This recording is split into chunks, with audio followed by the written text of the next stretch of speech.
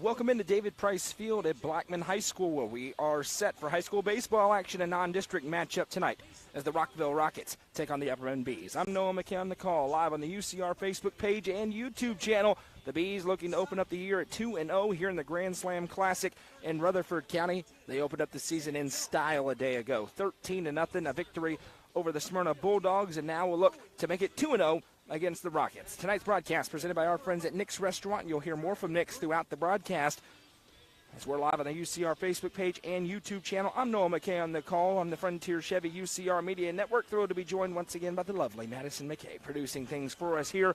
Beautiful afternoon for baseball, a little bit breezy. Temperatures in the low 60s, will be in the 50s before the end of it, but much warmer than it was a day ago. Coming along with us, whether you're on Facebook or YouTube, let us know who you are, where you're watching from, who you're cheering for.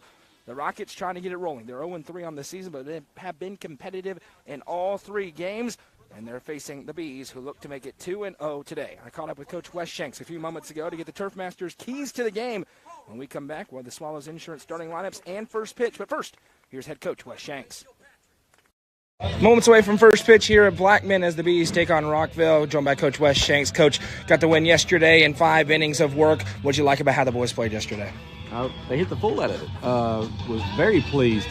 Surprised a little bit that early on in the season to come out with the bat so hot. We love to set the tone early. We got 3 up, 3 down on our side, on our batter side. But our guys, that just shows their mentality, their toughness so far, because that second, third, fourth, and even fifth innings, we scored runs. Their approach to the plate are great. Got to give credit to our assistant coaches, Jeff Riedel. He's got them homed in on batting practice. It's spring break, so we actually get some batting practice before we came up here. And Caden Shanks did great on the mound with 4 innings, 1 more inning than I wanted initially to go, but guy was filling it up, was within his pitch count, and wanted to give him some more work. White Curse comes in, shuts the guys down in 5 innings. You play less innings because of a run rule, and it saves arms. And so we've got some more games coming up Friday and Saturday. So you got to always be flexible with your game plan as far as the week goes if you're head coach. 7 and 8 in your lineup yesterday. Bobby Ray Kilpatrick, Carson Shute both had really good performances at the plate. Did you like what you saw there as they're trying to flip it over to those big bats at the top? Oh, absolutely. Like I said, their mindset and their approach for 2-strike hits was excellent. And so you're hoping that they can continue to carry that on with another tough 4A opponent in Rockvale. And that's something that's going to be critical because we're looking for those guys in that 7, 8, 9 hole spot for playing positions. And this early in the year, it's about who performs well gets the playing time. And so we're going to let all these guys have some opportunities and see who performs best. You give the ball to Justin Fallon on the mound today. He started getting work publicly at the end of last season. What do you expect to see out of him today? He's one of those players that he's got the it factor. He's going to be very competitive. He's got some late innings for us last year. We've been so deep in the last couple of years pitching, we haven't had to use a guy like Justin Fallon, but he's very capable. Got some high expectations for him, and I know from himself he does as well. And excited to get him his first start this season because he's just another puzzle piece of this very deep team. And so we're looking forward to it. Turf Masters keys to the game. What do you have to do well to get to 2-0? Again, this early in the year, it's about throwing strikes. We've got a good defensive staff behind our starting pitcher, Justin Fallon. It's okay. The ball gets in play. We got to make the plays behind him, the routine plays, and we can't have walks. Walks lead to runs and hits and runs and all those kind of things. So we got to stay away from that. First pitch when we come back. Welcome back, the hard-throwing lefty Justin Fallon getting in his warm-up pitches. He's going to start on the mound today for the Upperman Bees, who look to make it 2 straight victories to open up the season in their way. Another 4A opponent, this time the Rockvale Rockets. Let's go through the Swallows Insurance starting lineups. Batting 1 through 9, the Rockets will come to the plate like this. Leading things off is the shortstop Ty Newton. In the second spot, the second baseman Landon Lozano. The third 3-hole hitter is the pitcher and designated hitter Cameron Curtis. Batting cleanup tonight for the Rockets, A.J. Lanston. He's the first baseman. Batting 5th is the right fielder, Mason Donahue. Batting 6th, the catcher tonight, Jay Insani. Batting 7th is the third baseman, Sam Jones. Batting 8th, Owen Guidry. And batting 9th, the left fielder, is Tylen Green. As I mentioned, Justin Fallon, the lefty, on the mound. He gets the start. He'll be in the upper 80s, low 90s with that left-handed fastball. Some breaking ball mixed in along with it. Got him in relief last year, and now he's Going to be a key cog in the rotation for Coach Wes Shanks. Got a couple of warm-up pitches left to go. Behind them in the field, the Bees will line up like this. Behind the dish, catching the balls and strikes, is rookie Allison. Over at first base, last night's Nelson Trophy and screen printing player of the game, Alec Wilson. Juju Yano bumps back over to second base with Caden Shanks sliding into shortstop. And the third baseman is Carson Shoup. New look outfield for the Bees with Justin Fallon on the mound. Out in left field today is going to be Carson Holroyd. The center fielder is Bobby Ray Kilpatrick. And in right field is the freshman, Chris Werser. Let us know in the comment section who you are, where you're watching from, who you're cheering for. Upperman, the home team today here at Blackman High School in this Grand Slam Classic. They've got the white pinstripe look working today with the black stripes. Rockvale in the gray jerseys and pants with the blue numbers and letters. Ty Newton will stand in. Fallon looking to get it rolling. The breeze is working a little bit here, but won't play too much of a factor. Last time Upperman was here, they clinched a spot in the state championship game. They hope this season will look the same, of course, with a slightly different ending. First pitch of the game is a fastball. That one's fouled off, and it'll be 0-1 as we get rolling here on a beautiful day for game number 2 in Murfreesboro.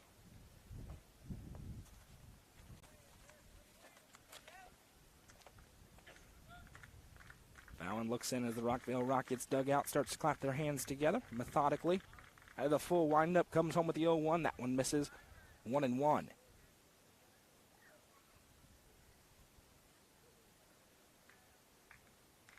We're here behind the backstop, as you can see. Can't complain when the weather is as nice as it is. Fallon with the 1-1. That one off speed. Popped up into the air in foul territory.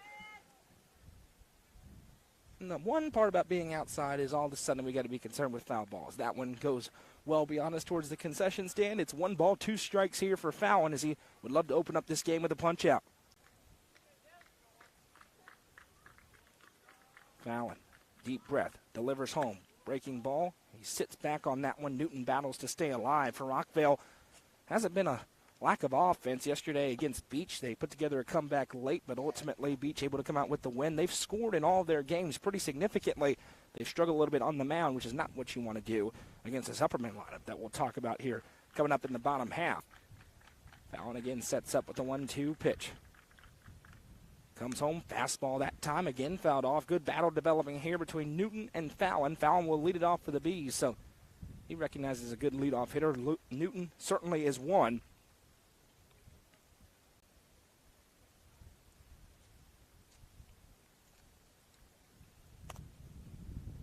You can probably hear it a little bit in the microphone. That wind is really starting to pick up now, blowing into the yard, so that'll keep things further in. But the foul pole out in center field is not moving, so it's a swirling wind. Here comes the 1-2 from Fallon. This one is turned on into the left field. Holroyd has a long way to go, and he's not going to get to it. That one's down and could be extra bases. Instead, Newton retreats. Holroyd got over there in a hurry, but it's a leadoff single for Newton after a good A-B battle back and forth. Good pitches from Fallon, but a better A-B from Ty Newton puts him on. Here's Landon Lozano, the second baseman, who will try to capitalize. He looks down. He's got some speed here in the 2-hole.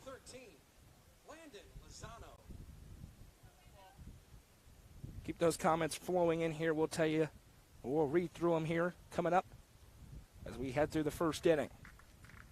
Fallon now having to go out of the stretch after the leadoff single. Now showing bunt, Lozano, and he doesn't quite get it down. It goes foul. 0-1. This is something that is like seeing Mandarin being written because Upperman never bunts, ever. Other teams do sometimes, including the Rockets. Lozano, we'll see what the sign is here with 0-1.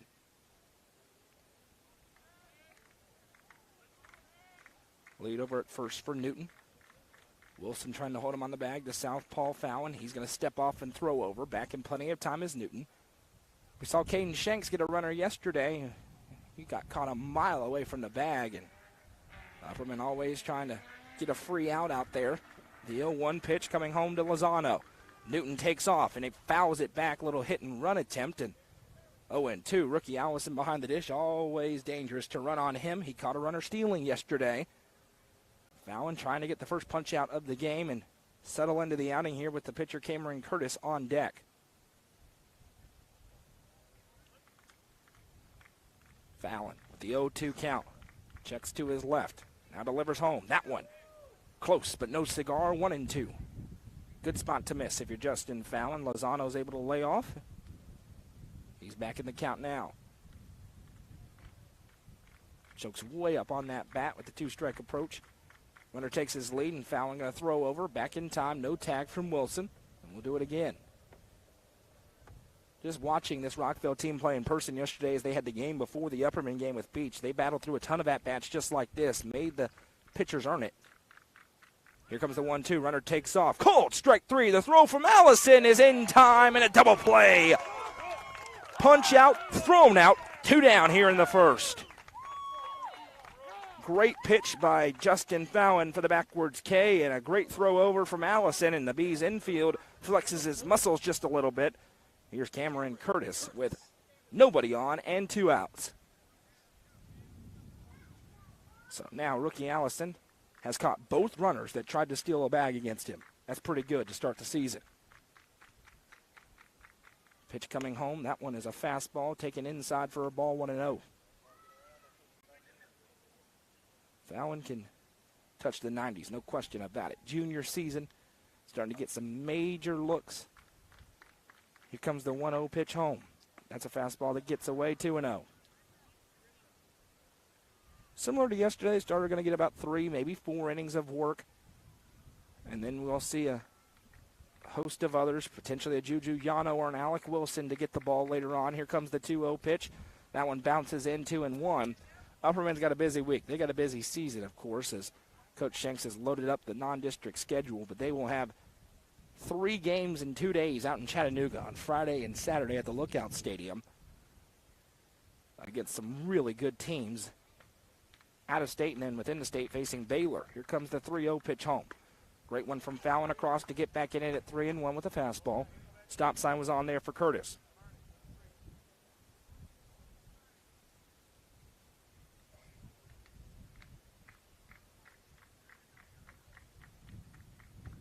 Fallon delivers home the 3-1. That one swung on, and we go full 3-2. Threatening to get out of the inning here is Justin Fallon. He's throwing good pitches. Thrown 14 of them so far in the inning, but he's been all around the plate. Hadn't made a huge mistake yet. Even the single was a good pitch. Here comes the 3-2 home. That one misses up and in for a ball. Ball 4. Curtis will reach first, and A.J. Langston, the cleanup hitter, will stride in, the first baseman for his first attempt. That's a big young man as he walks in. Runner at first again as Fallon tries to battle through. Now 15 pitches into this first inning. 1 on and 2 out. Healthy lead over there at first for Curtis. Fallon looks him back. And now he's going to throw over, no tag.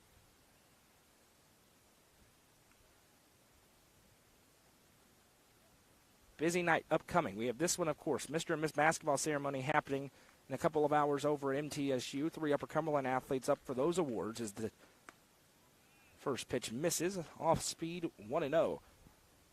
Of course, 30 minutes after the conclusion of this game, we're going to have the UCR basketball coaches show, talk about the girls' state tournament and preview the boys. Tomorrow morning, 9:30 a.m., Cookeville against Maryville from the state tournament. As the throw over to first back in time is Curtis. That's an audio broadcast tomorrow morning, 9:30 a.m., as the Cavs return to the state tournament for the first time in over 70 years. Back when there was no classifications was the last time they were in the state tournament. Here comes the 1-0 pitch. There, one misses away, and it's going to go into the deep backstop. Here allows the runner to move over into scoring position. Only one runner got there yesterday. He got there with nobody out, and Caden Shanks promptly slammed the door. Here, it's a 2-0 count as Fallon tries to regain the form 17 pitches into this first inning. He's got a punch out. A runner got caught stealing. Now he comes home with a 2-0. That one misses low, and 3 balls, no strikes. Fallon trying to battle through. Mason Donahue on deck here for the Rockets. The 4-hole hitter at the plate now. Could be the green light with the cleanup batter. Fallon going to come home with a 3-0. That one's right there for a strike. 3-1. Took a little bit off of that. Just put it across the plate.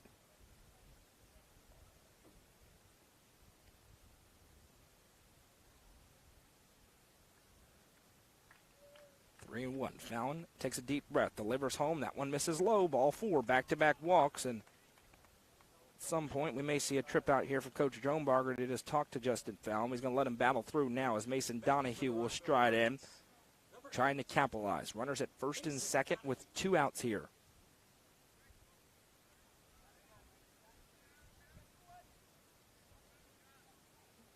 Pivotal moments early in the ball game. Fallon trying to get out of trouble. The 21st pitch of the inning. About to come home. That fastball waved at and missed. Good pitch from Donahue, or from Fallon rather, to Donahue. That one's nicely delivered in with a fastball.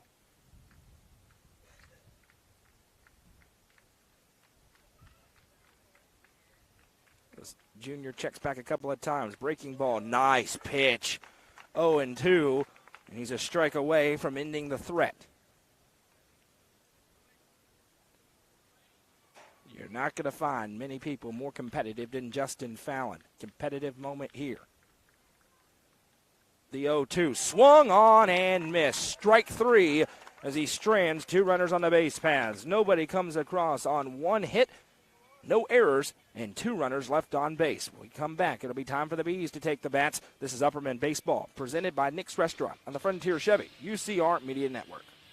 Sonia Brown is a full-service realtor and is licensed across the state of Tennessee, listing and selling residential and multifamily, land and farms, commercial and industrial properties. Sonia handles the sale from start to closing and beyond. Let her put her 30-plus years of experience to work for you. Sonia Brown with American Way Real Estate has been supporting student-athletes in the Upper Cumberland since 1990. You can reach Sonia Brown at 931-979-7145. Sonia Brown, realtor with American Way Real Estate, is proud to support this broadcast on the UCR Media Network. Fire and Vine in Cookeville is the Upper Cumberland's home for delicious Chicago-style pizza, beef, chicken, fish, and more. Located in Cookeville's historic downtown district, Fire and Vine's food and atmosphere will keep you coming back for more. Take in stunning views with creative food and drinks on the rooftop. Fire and Vine is proud to support this broadcast on the UCR Media Network.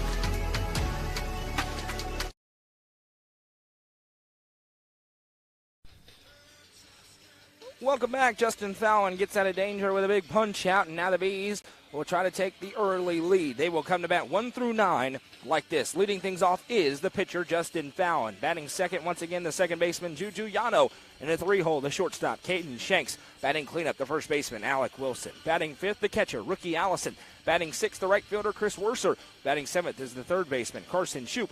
Batting eighth, the center fielder, Bobby Ray Kilpatrick. And batting ninth is the left fielder, Carson Holroyd. On the mound, their opponent today, right-handed pitcher Cameron Curtis for the Rockvale Rockets. He's getting in his warm-up pitches here before Justin Fallon will step in. 1, 2, 3 in the lineup went down yesterday in order quickly, and then the game changed as Upperman ran away with that 13-0 victory over Smyrna. Fallon officially went 1 for 3, had a couple of runs scored, also walked once, struck out once in the ball game. And he strides in here for his first AB as the pitcher, Curtis. We'll see if he can solve this explosive Upperman lineup. Only 2 doubles, both of which came from Caden Shanks. Everything else singles, putting balls in play. They forced a few errors as well and put the pressure on. Early in the year, you'll take that. But on a day like today, there is the potential for maybe a couple of balls to leave this yard if you get a hold of something. Fallon steps in here. Curtis with the first pitch of his outing upcoming here. He likes the play call, or the pitch call, rather. Deals, and that one didn't come out of the hand clean. Misses upstairs. Catching the balls and strikes is Jay Insani. He's behind the dish for Rockvale.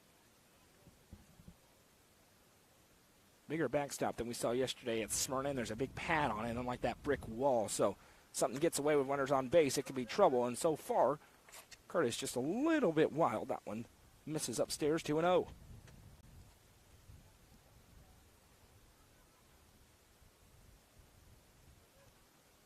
Curtis comes home to Fallon, the 2-0. That one's nowhere close, and I imagine Fallon's going to want to see something here as it's 3 balls, no strikes. The Bees would love to put a runner on for Yano, Shanks, and Wilson, who are coming up next.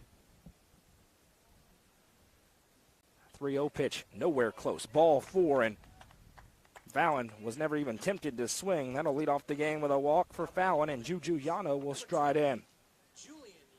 Yano had a good day yesterday at the plate. 2 for 4 with a couple of runs scored. He had an RBI as well. He strides in for the first time here against Curtis, and I imagine he's going to want to see a strike across here from Cameron Curtis after 4 straight balls. Fallon always a threat to steal. He stays there, and there's a good pitch from Curtis right across the inside part of the zone for a strike. 0-1.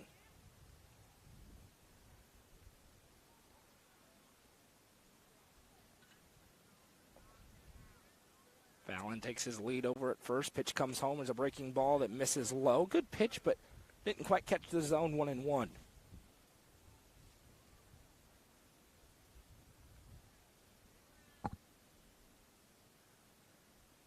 David King is trolling in the comments section right now.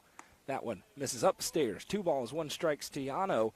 The ever dangerous Caden Shanks looming on deck. Remember last time he was in this ballpark, sent a ball over the right field fence. A gigantic home run in an elimination game against Tennessee. Maybe more of the same today. We'll have to wait and see. Here comes the 2-1. That one misses upstairs. 3 balls, 1 strike. Hitters count for Juju Yano. Fallon's at first. The Bees threatening early on here as Curtis struggling to find the zone. Took Justin Fallon 29 pitches to get through the first. Curtis already up to 8. As he checks back, now delivers home the 3-1. That one misses. Ball 4. Back-to-back walks, and the Bees are in business here early on with nobody out. Runners at first and second, and here comes Caden Shanks. 2 for 3 yesterday with a couple of doubles and RBI. He also walked once, and we're going to have an early trip to the mound here for Rockvale, and you got to be very careful with Caden Shanks standing at the plate. What he talked about yesterday sure feels like after graduating a Mr. Baseball in the form of Eli Huddleston, Caden Shanks is going to be right there in the discussion this year as one of the best players in this state. He looked the part yesterday, both on the mound and at the dish, the winning pitcher. Already mentioned the batting performance. And it's not to put pressure on the young man because, quite frankly, he probably doesn't feel any at all. He is just that good. Lipscomb signee steps in, and on deck is Alec Wilson, who had a great day a day ago.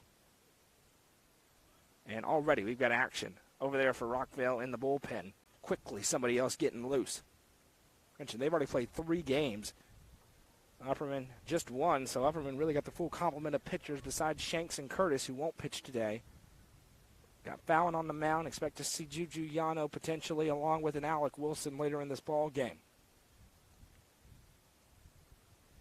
Curtis just doesn't seem like he's comfortable right now as he steps off the rubber and now goes back on. Upperman with runners at first and second and nobody out. First pitch to Shanks. Misses outside for a ball, 1-0. That's a good take by Caden Shanks. Curtis is just trying to put something across the plate. Can't quite find the zone.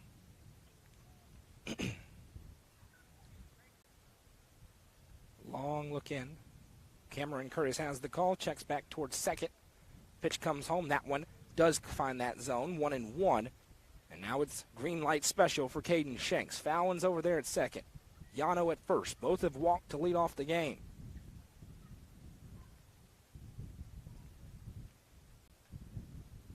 Curtis with the 1-1.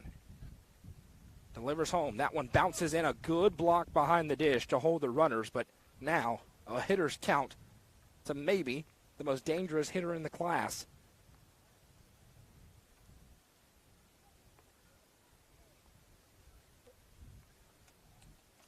Two and one here to Caden Shanks. Runners at first and second. Curtis checks back. Fallon's bouncing around. Delivers home. Shanks puts a hack on that one and sends it foul out of play towards the softball field. 2 balls, 2 strikes. Already 13 pitches for Cameron Curtis, trying to find a way to put it out on the board and build some confidence here against Shanks.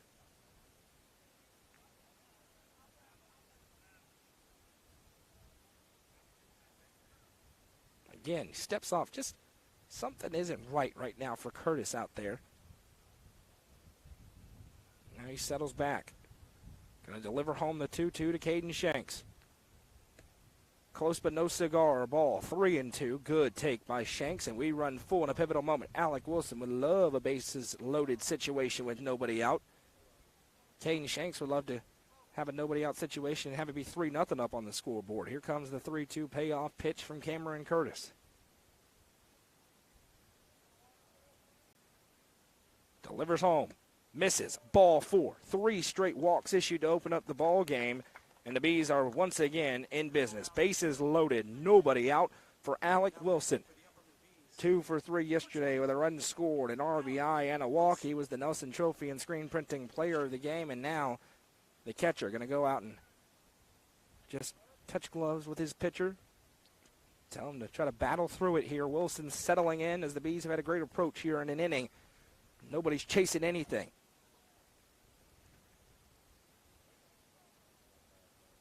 Here comes the first baseman, the junior, Alec Wilson. Curtis delivers to him. That one misses. A good frame job, but it was low, 1-0.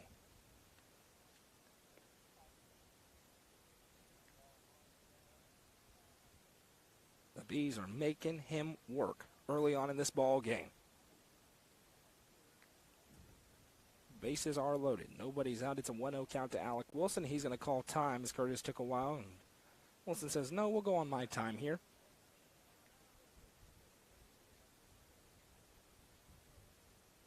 .0 upcoming here. Curtis checks back. Delivers home. That one swung on, flared over. Second baseman can't field it cleanly. Gets past him. 1 run will score. Another's heading for the plate. 2 will score. Shanks advances over to third, and Upperman strikes. It's 2-0 as Wilson barreled it into play, and it bounced left around the second baseman. 2 runs come across to score. We'll have to wait and see how that one's ruled, but regardless, 2 runs in for the Bees. And still, nobody's out. And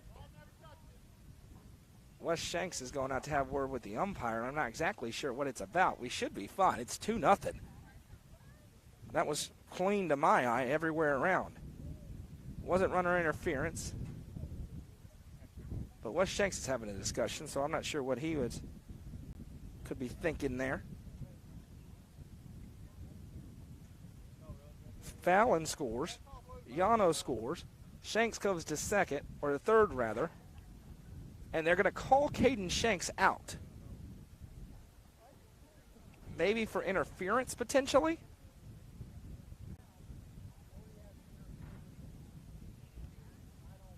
I don't think he interfered, and now Rockvale's coach is having them discuss. I didn't see that as interference. Looked like the ball just bounced left with side spin on it from me.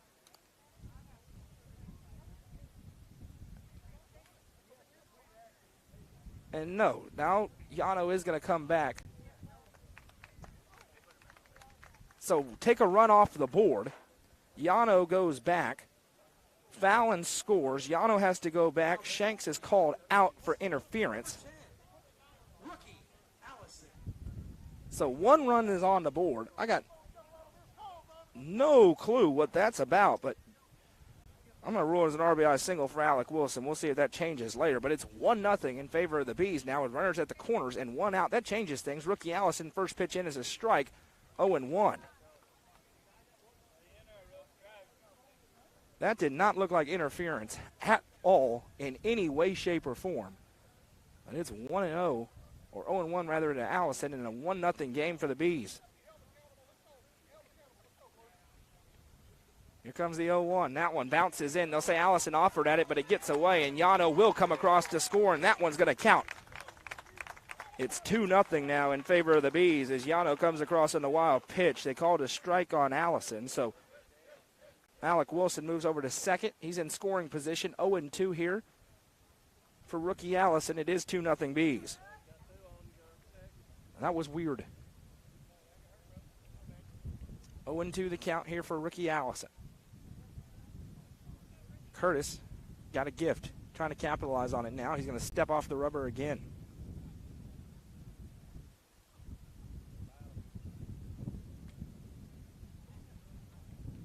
Pitch coming home, 0-2. That one misses low and inside, 1-2.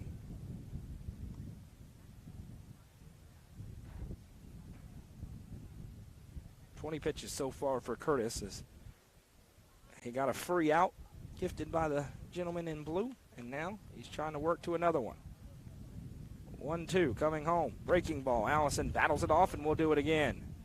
Good battle swing there from rookie Allison. Wind really starting to pick up here on the backstop.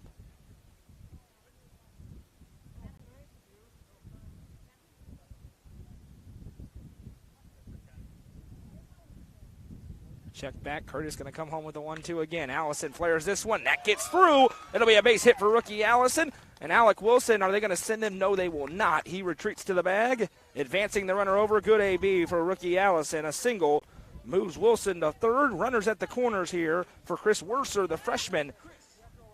And Braden Green going to run in and be the courtesy runner here for rookie Allison.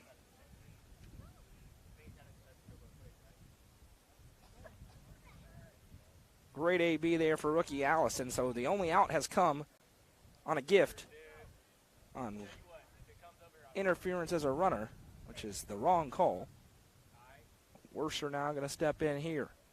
22 pitches in. Curtis just looking for something to go their way.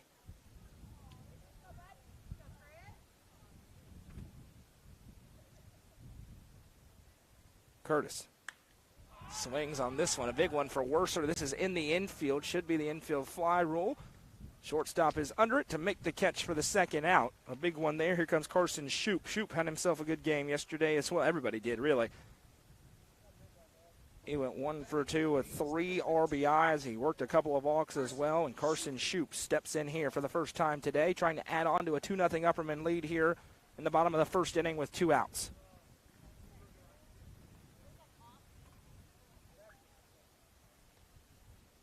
First pitch swinging. He sends a charge into this one into left field. Left fielder is under it, though, and makes the catch. Shoup barreled it up, but a good job staying under it, tracking it the whole way and left for Tylen Green. But the Bees do strike for 2 in the bottom half of the first. Justin Fallon back to work when we come back. This is Upperman Baseball, presented by Nick's Restaurant on the Frontier Chevy, UCR Media Network.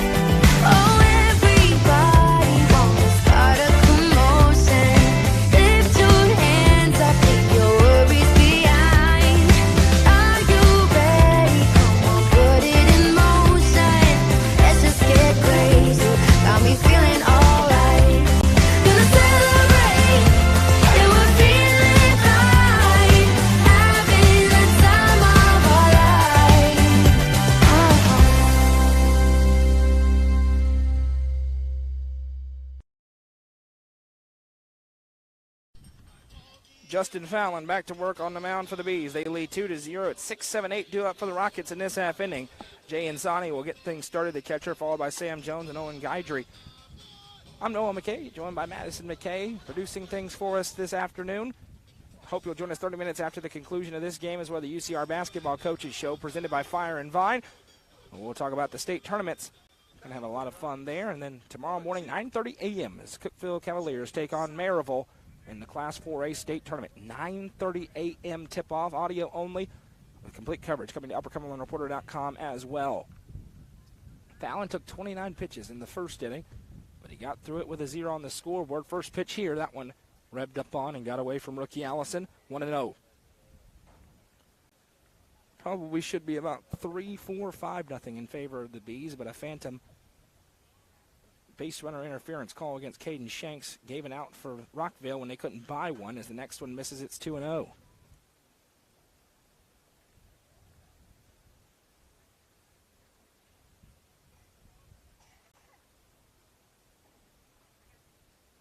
Fallon looking to find the zone. The 2-0, big swing and a miss on that one, 2-1. Good pitch that time, taking something off of it for Fallon.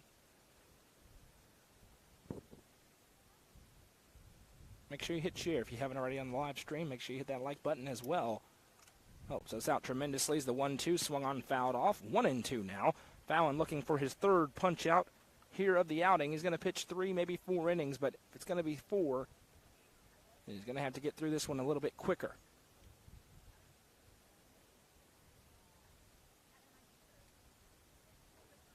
And they've changed the pitch count up on the board, so 29 was inaccurate as that one is swung on and missed. Got him with that high fastball. Back-to-back punch-outs for Fallon, and here comes the 8-hole hitter, Sam Jones. Number 18, Sam Jones. So Jones makes a little cross on the dirt, and now we'll step in here. They've got Fallon up on the board at 27 pitches now after that punch-out. Lefty Jones sets up. Lefty on lefty action here. First pitch fastball misses low for a ball, 1-0.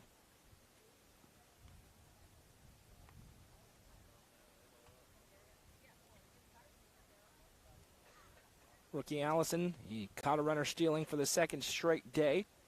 He gives the sign out here to Fallon. The 1-0 pitch. It's a fastball that misses outside, 2-0.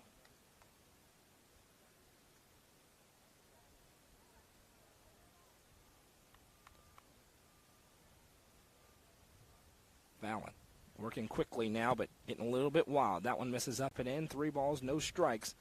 Just trying to find the zone here against the 7-hole hitter. You don't have to do too much. Just get it across the plate.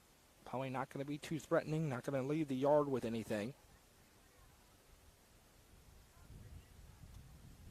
He's going to come home with the 3-0. That one caught the zone for a strike. 3-1.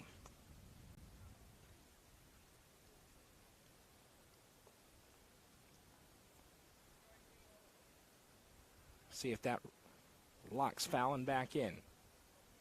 3-1 pitch coming home. That one swung on and missed. He swung at ball 4. You'll take that. It's 3-2. Guidry on deck here as Fallon tries to work through from 3-0 or 3-2.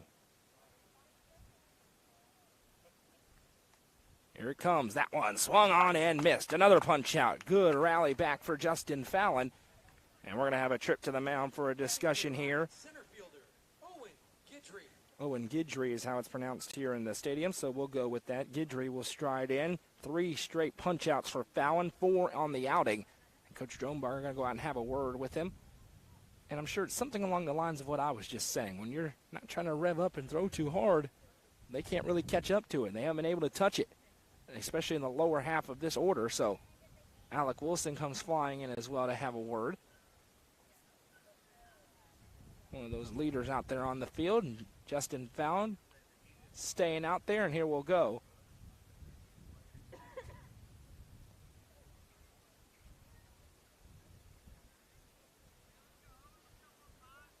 See if Guidry has anything for Fallon. Back-to-back punch-outs, 3 straight on the stat sheet. Took the scenic route to the last one, but he got it. First pitch here misses upstairs for a ball, 1-0.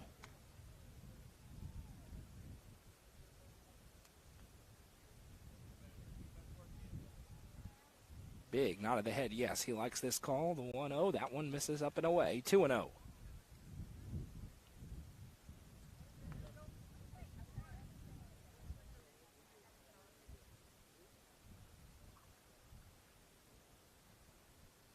Fallon again trying to find the zone. 2 balls, no strikes.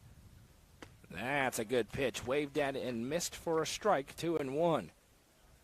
And again, that fastball, when it's anywhere close, they have not been able to touch it.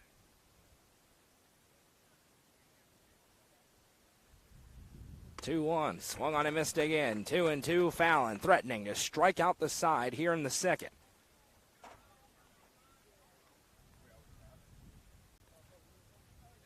Here comes the 2-2. Got him. Striking out the side, Justin Fallon, all of which came swinging. And we'll head to the bottom half of the second with the Bees looking to stretch a 2-0 lead. This is Upperman Baseball, presented by Nick's Restaurant on the Frontier Chevy, UCR Media Network. Clint Connor is your local auctions expert. With full service from start to finish, the Exit Crossroads Auction Group are here to make the process easy for you. Visit crossroadsauctiongroup.com for more details and current auctions. Clint Connor, your local auctions expert, is proud to sponsor this broadcast on the UCR Media Network. Delicious Pan Pizza is Domino's best-kept secret. With locations in Smithville, Sparta, Livingston, Allgood, and 2 in Cookeville, Delicious Pan and hand-tossed pizza, pasta, and more is never far away. Use the Domino's app to take care of your game day eats today. Domino's is proud to support this broadcast on the UCR Media Network. Nelson Trophy and Screen Printing is proud to support student athletes and athletic departments throughout the Upper Cumberland. They're also proud to sponsor the Nelson Trophy and Screen Printing Player of the Game on this broadcast. From trophies to t-shirts, they can do it all. Stop by and see them at 120 Circle Drive in Allgood or give them a call at 931-537-9559. Nelson Trophy and Screen Printing is proud to sponsor this broadcast on the UCR Media Network.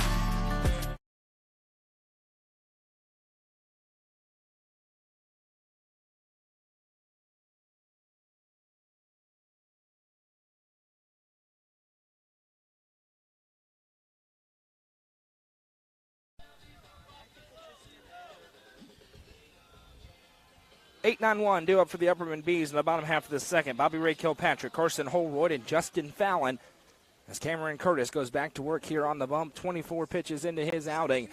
2-0 Upperman lead. Could have been worse. A little bit of a controversial call, but they go back to work here with the bats. Bobby Ray Kilpatrick looked really good at the plate yesterday. Officially went 1 for 3, but had 2 RBIs. First pitch swinging here. He fouls it back. 1-0.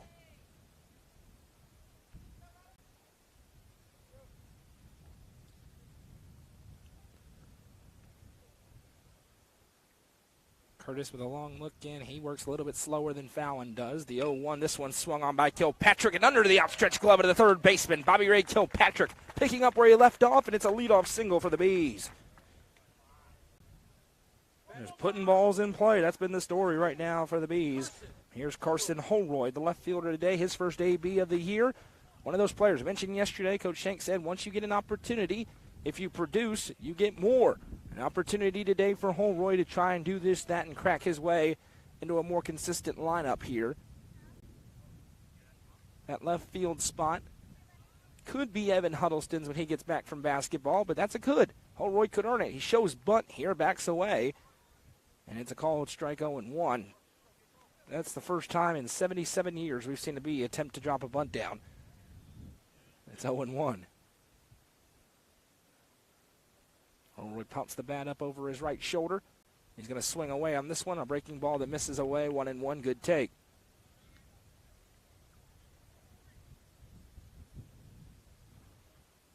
Lead over there at first for Kilpatrick.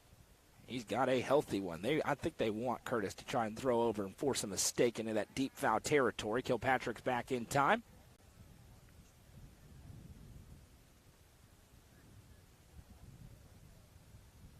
Holroyd looking, trying to work through the count here. 1-1. Top of the order coming up next. Now he shows bunt again. This time bowls away and it hit him. Carson Holroyd will take first. Way to take the shot, young man. He moves over to first. Kilpatrick goes to second. He's okay. And here comes Justin Fallon in danger again. Upperman had the bases loaded with nobody out back in the first. Now they've got 2 on with nobody out, and we head to the top of the order. Justin Fallon led it off with a walk, scored the game's first run. Can help his own cause here with a big swing.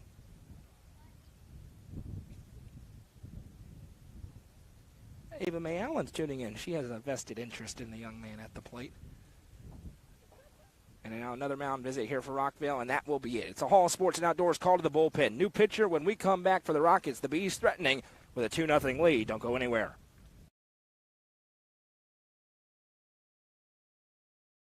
Frontier Chevrolet is ready to get you into your next vehicle and are proud to offer a lifetime powertrain warranty on nearly all vehicles below 80,000 miles. View inventory online at www.caseyschevy.com, including the brand new Chevy Trax and Traverse, or stop in at 2350 Cookeville Highway today. Remember, don't buy till you see Jason Fye.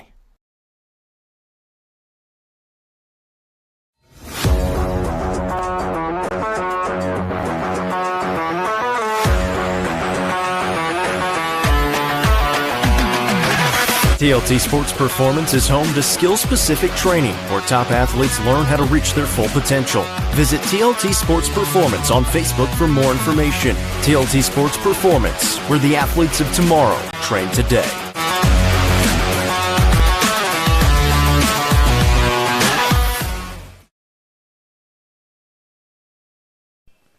Welcome back. A Hall Sports and Outdoors call to the bullpen upcoming here for the Rockvale Rockets. Cameron Curtis Day is done. 1 inning pitched. He's responsible for both runners out there on the base paths. Justin Fallon due up with runners on first and second. A leadoff single for Bobby Ray Kilpatrick. Then Carson Holroyd was hit by a pitch. And now Fallon, Yano, and Shanks looming as the Bees want to break it open. They rolled yesterday 13-0. Would love to roll again today. Can go a big step towards doing that with this inning if they can get it done.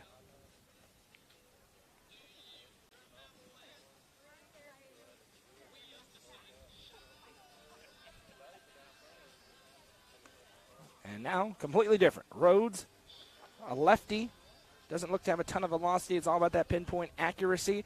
Sometimes these pitchers give Upperman trouble. They see a lot of 90-mile-an-hour guys in these non-district games. So when you get into these high 70s guys, that can change it up. We'll see if Fallon can get around on something.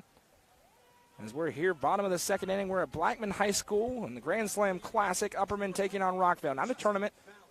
Just playing a couple of games. They played Smyrna yesterday at Smyrna, and then here today against Rockvale.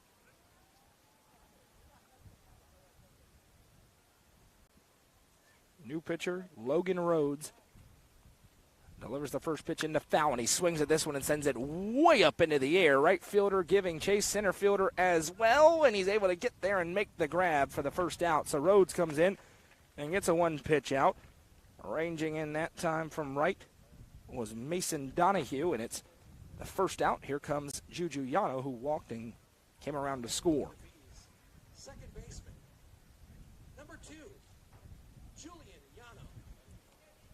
Juju Yano out of the 2 spot. Mentioned yesterday, his job is to get on base, put pressure on the pitchers. He's done that so far through a game and an inning. Look back for Rhodes towards second. Kilpatrick with the lead. First pitch in to Yano. That's one of those big looping, breaking balls that goes away 1-0. Judy is tuning in, watching for the Bees, as is Kathy. Rick, Linda, Brenda, and Lisa, of course, from Florida. She's cheering on Justin Fallon, I'm sure. Here comes the 1-0. Juju awaits. Able to lay off that one as it missed inside. 2-0. Wind really picking up now, as I'm sure you can hear in the headset. The foul pole, or the flag over on the foul pole, still is not moving very much, though, so interesting wind dynamics here in this stadium. A 2-0 pitch coming home to Yano. That one misses upstairs. 3 balls, no strikes. Caden Shanks looming on deck. Red light city right now for Juju at the plate. Bees would love to get it to Shanks with the bases loaded and 1 out. Rhodes trying to put something over the plate. 3-0. Rhodes delivers home. That one, Yano was taken the whole way for a strike. 3-1 now. So each of these top 4, Fallon, Yano, Shanks, and Wilson, reached in the first inning. Started rookie Allison in that 5 spot. Yano trying to reach again here. Hitters count 3-1. Rhodes looks back 3 times. Now he's going to come home. The 3-1 misses. Ball 4, bases loaded. 1 out, and here comes Caden Shanks. Now batting for the Upperman Bees, shortstop, number 1, Caden Shanks. Bobby Ray Kilpatrick at third. Carson Holroyd at second. Juju Yano at first. And Caden Shanks, who walked and then was called out on runner interference, in air quotes, steps in here. And Rhodes in relief, trying to make some magic here. First pitch from the lefty nearly hits him. Shanks backs out of the way. 1-0.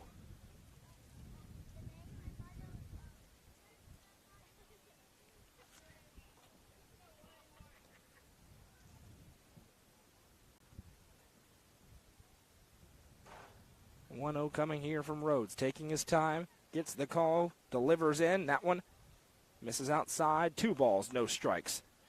Wilson in the on-deck circle. Bees trying to scrape more and more runners across. What they did yesterday is a 2-run inning, 3-run inning, 2-run inning, and then finally broke it open in the 5th. Got out of there with a run rule victory. Here comes the 2-0. That one, good pitch for a strike. 2-1. Pretty good take for Shanks as well. Not much he could have done with that one unless he was just sitting on it. Logan Rhodes trying to navigate his way through some major trouble. 1 out, 1 walk so far for him. Here comes the 2-1. That one gets in and hits him. Hit Shanks right in the back, and the run will come across to score. And the Bees lead is now 3-0, and here comes Alec Wilson with a chance to do some more damage. First baseman. Not sure exactly how they're going to rule what happened for Wilson earlier. I gave him an RBI single, but I'm generous. We'll wait and see what the official scorekeeper has later on this evening. Regardless, he's got an opportunity.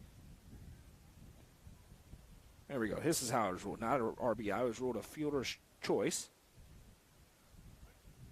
So Wilson has reached on a fielder's choice. Now he steps in here, trying to break it open. A 3-0 Bees lead. 1 out, bottom second.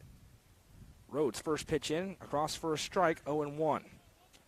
And probably a good idea to make him work if you're Alec Wilson here. He hadn't thrown a lot of consistent strikes yet here in relief.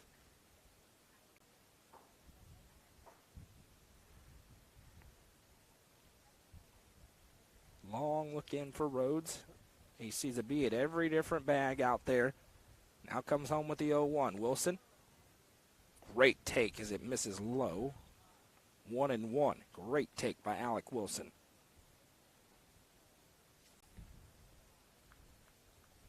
And an RBI a day ago. He could add in a few more here with 1 swing.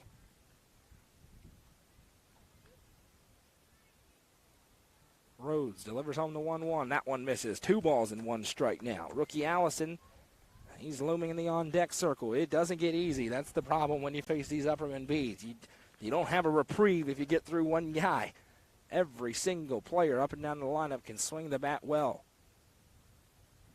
You see that in the fact that the 8 and 9 hole hitters are out there on the base paths. 9 is still out there. Carson Holroyd at third. Here comes the 2-1. Wilson takes that one upstairs. 3 balls, 1 strike. Hitters count. And an opportunity to inflict more damage either with a swing or with a walk.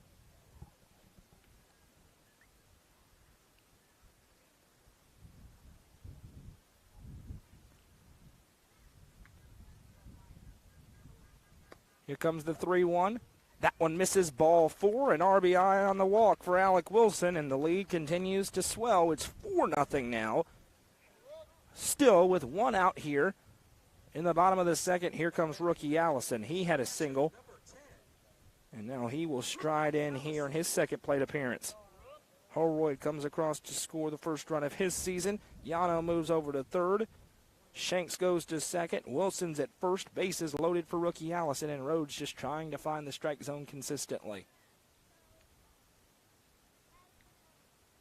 First pitch in, misses, and it gets away. Runner going to take off and score with ease. It's 5-0. No problem there for Juju Yano. Comes across on the wild pitch. Shanks advances over to third. Wilson goes to second. Runners at second and third. Takes the traditional double play off the board as well. And if you're the Bees right now, unless you see something incredible, I'm probably taking the whole way. Hadn't thrown 2 strikes in a row in the outing yet. Now 16 pitches in. The 1 out came on the first pitch swing for Fallon. He saw something he liked and flared it out into center field. But with a 5-0 lead and 2 on, you better probably going to make him find the zone. The 1-0 bounces, and that one comes right towards us here. Another run's going to come across to score. Shanks will be across, and it's 6-0. Wilson moves over to third, and now the base is starting to clear. Another timeout going to be called here as Insani's going to go out and have a word with his pitcher, Rhodes. Allison's ahead in the count 2-0, and Chris Werser, the freshman, looming on deck.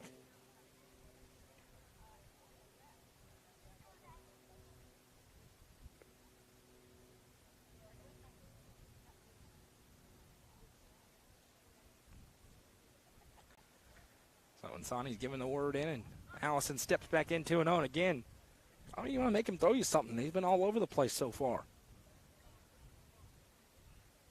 The 2-0, that one misses low. 3 balls and no strikes. Werser maybe about to get a chance to bat here at Alec Wilson.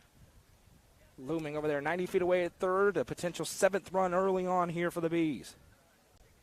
3-0, that one misses. Ball 4, another walk. And rookie Allison trots over. And here comes the 8th batter of the inning. It's Chris Worser. He flew out in the infield in his first meeting.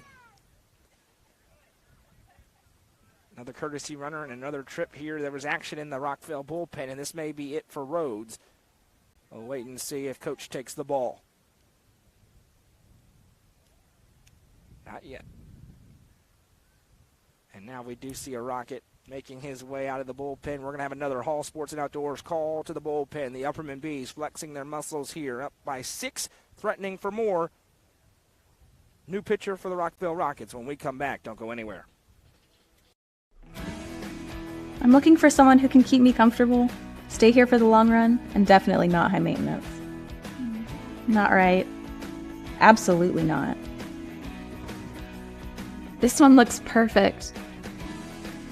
Find your perfect match with Hiller. Get a free UV light with select new HVAC systems, 50% off a descaler with new tankless water heaters, or free surge protection with a new whole home generator.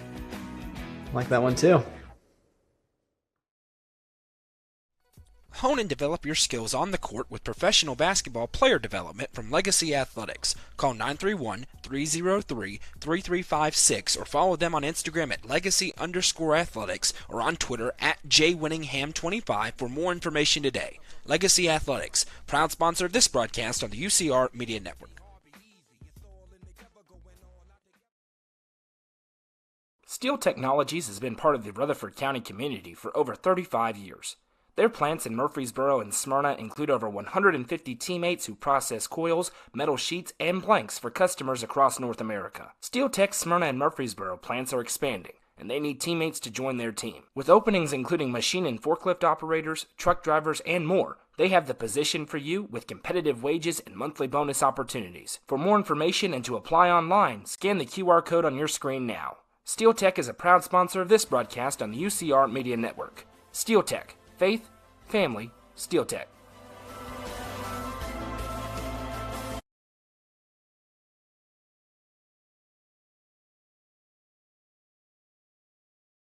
From the sports field to the hunting field, our friends at Hall. Time for a Hall Sports and Outdoors call to the bullpen again for the Rockville Rockets. Now, number 35, Sam Harding will take the ball, going back to a right-hander. Throws out of a little sidearm slot, so that'll change things up. And here's Chris Worser stepping in. Worsing, he's the freshman. And that's the call to arms is when I mispronounce your name. It's Worsing, not Worser. Chris Worsing steps in. And he's trying to add on. Runners at the corners here. The Bees have already brought 4 across in this half inning.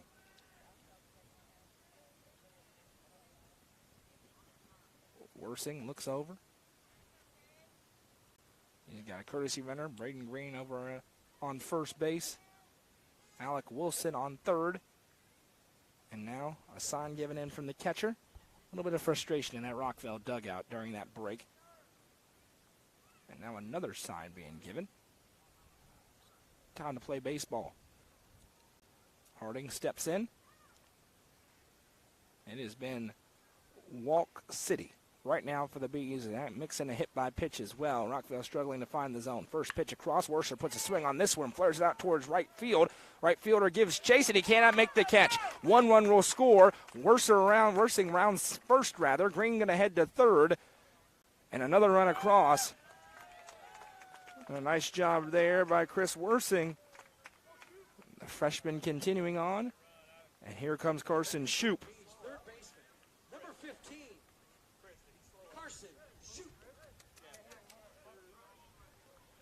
So Worsing went around first, and Green was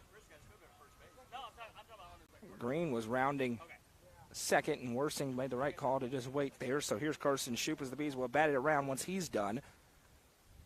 And now he puts a swing on this one towards the gap. Right fielder has a long way to go. He's not going to get there. Extra bases for Shoup. 1 run comes across to score. Shoup instead going to retreat to first. And it's an RBI single for Carson Shoup. And the onslaught is on. The Bees running away with it here in the second as they bring another run across. So Worsing moves over to third. Bobby Ray Kilpatrick's at the plate. Shoup after the RBI single, he's at first. Kilpatrick, who led things off with a single, he's back in here for the second time in this half inning, and it is 8-0 in favor of the Bees. So a good job once again, Worsing and Shoup. Had a couple of really good days in a row. Kilpatrick puts a swing on this one, barrels it up in the right field, an RBI for Bobby Ray Kilpatrick, and it's 9-0 Upperman. Bottom half of the order getting it done. Worsing reaches, Shoup barrels it up in the right field. Kilpatrick barrels it up in the right field. Back-to-back RBI singles. Holroyd singled and came around to, or was hit by a pitch rather, and came around to score. He steps in here with runners at first and second and one out.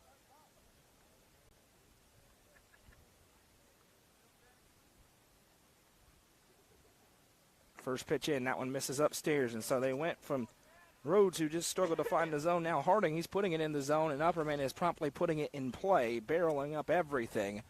Holroyd trying to figure it out here and add on with once again Fallon in the on-deck circle.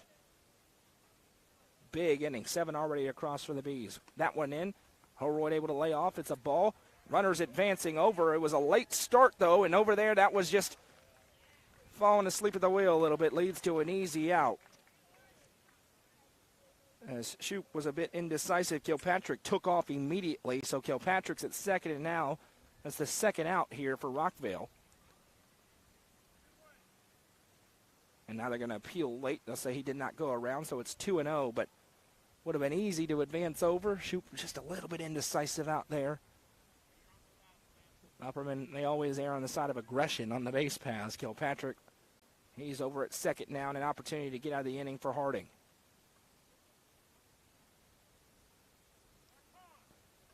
And now we have time called here from Holroyd as Harding kept checking back several times. And Holroyd says, no, we'll slow this down just a little bit. Huge inning here for the Bees.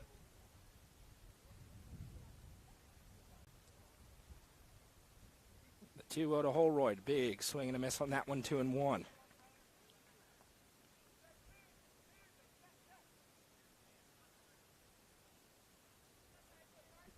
Two and one. 2 outs here, runner in second. Big lead for Kilpatrick. Nobody's even remotely holding him. Second baseman starts to step that way. Harding several looks back, now delivers home the 2-1. That one misses, 3-1. Carson Holroyd has one job right now. Flip this lineup over and keep the pressure on with Fallon on deck.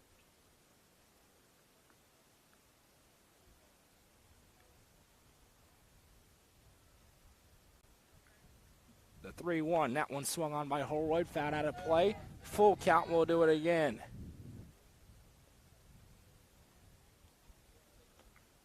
Clouds starting to roll in here.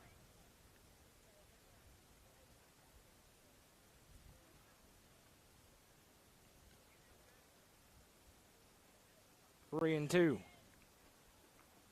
Pitch coming home to Holroyd. He swings at this one and puts it way into the air. Center fielder has time. Ranges over and makes the catch, and the inning is over, but not before the damage is done. The Bees bring 7 runs across. We'll head to the third. It's Upperman 9, Rockvale 0. This is Upperman Baseball, presented by Nick's Restaurant on the Frontier Chevy, UCR Media Network. From the sports field to the hunting field, our friends at Hall Sports and Outdoors can outfit anyone. Located in the heart of Jamestown at 207 South Main Street, Hall Sports and Outdoors carries everything from kayaks, fishing gear, and camo to guns and ammo. With top brands such as Columbia, Timberland, Under Armour, Asics, and much more, nobody can top their selection. Need some custom gear for your team? They also offer uniforms, gear, and custom embroidery. Stop by and see them at 207 South Main Street in Jamestown. Hall Sports and Outdoors, proud sponsor of this broadcast on the UCR Media Network. How many letters? 5 letters. Just think about, what am I doing right now? Smile. Smile? Uh-huh. This is so easy.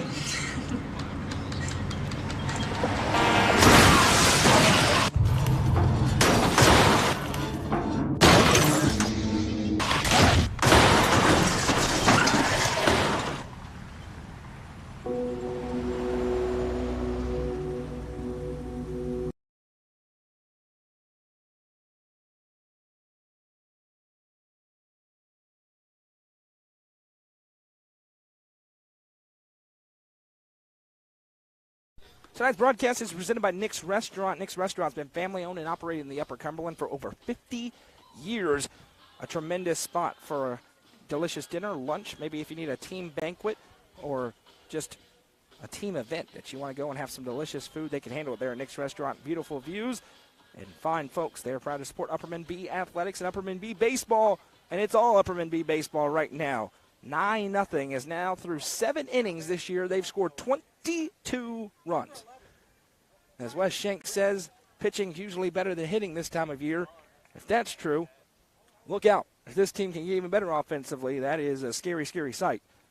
Because right now they are working 1 through 9. Justin Fallon back to work on the mound after an extended breather. The first pitch misses outside for a ball. 9-1-2 due up for the Rockets. Tylen Green, the left fielder, leading things off here. Here comes the 1-0. That one bounces across.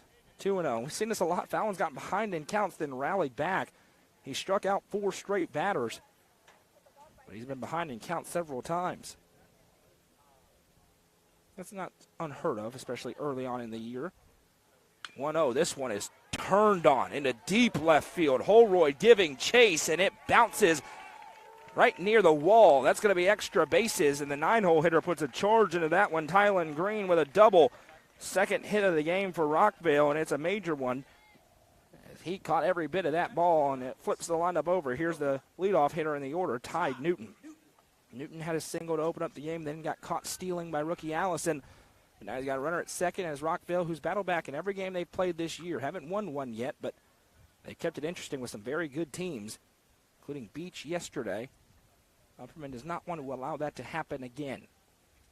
Fallon potentially in his final inning may get one more, and then we'll see Juju Yano or Alec Wilson, more likely than not. Fallon with a couple of checks back, now comes home. Fastball tips off the glove of Allison. That's going to be a pass ball and allows the runner to move over to third. So now runner 90 feet away, and rookie Allison going to go out and have a word with Justin Fallon. 2 juniors. Play a lot of baseball together, 2 big competitors, and trying to get on the same page here with a 1-0 count. Newton at the plate, Landon Lozano on deck. If you're Fallon, you know you could strike this next couple of batters out and get back into it. Worst case, with a 9-0 lead, you're not overly concerned with that batter or that runner over there at third. Fallon toes the rubber, comes home with a 1-0. That one misses up and in. 2-0.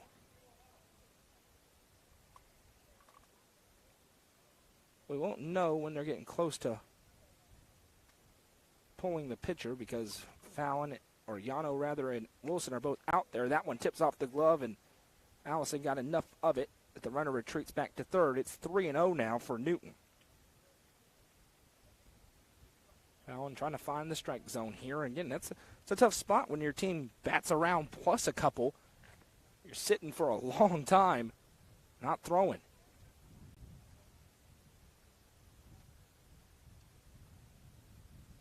Lefty with the 3-0. That one misses low and away for ball 4. And a threat here for the Rockets as we lead off the third inning with runners at the corners. Nobody out. Here's Landon Lozano. Number 13. Landon Lozano. He struck out looking back in the first inning. Fallon would love for that to happen again here as the Bees try to maintain a commanding 9-0 lead here. Second game of the year.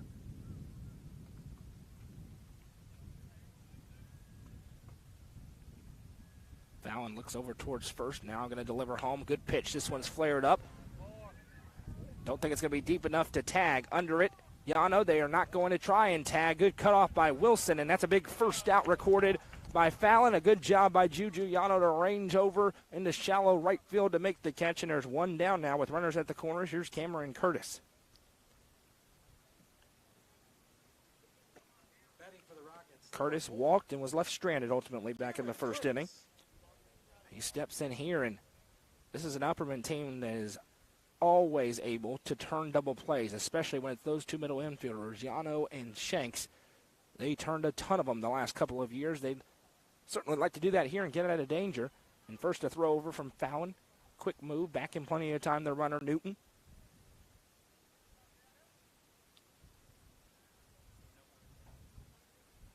Fallon checks over, now delivers home. That one is a great pitch on the outside corner, 0-1. 46 pitches here for Justin Fallon. That's not too big of a problem.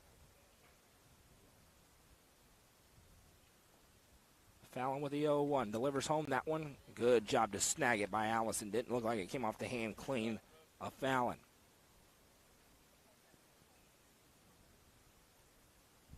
Well, now we're in and have only played 2 innings, but it's because they've been such big innings for Upperman, particularly that second.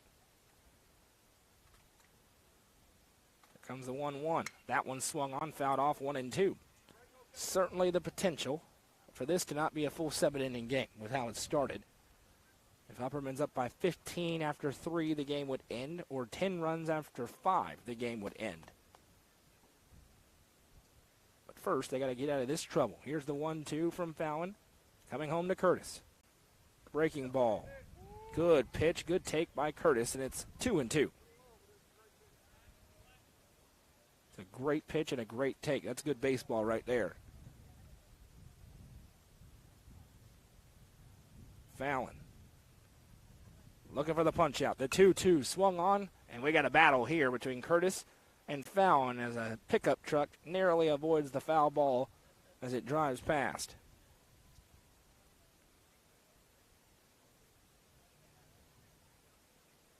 Runners at the corners here with 1 out for Rockvale. Fallon with the 2-2 to Curtis. This one swung on, rolled over. Be tough for 2. Yano going to take the good play over to first. And a run does come across for the Rockets, but they'll trade that one with a 9-run lead as you go a run for an out.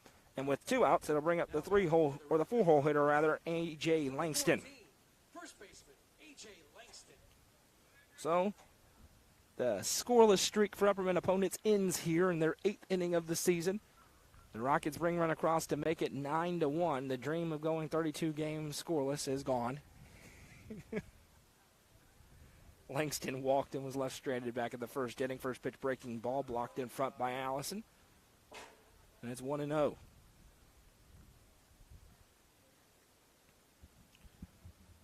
Newton advanced over to second on that play. Yano did the very smart thing of just delivering over to first.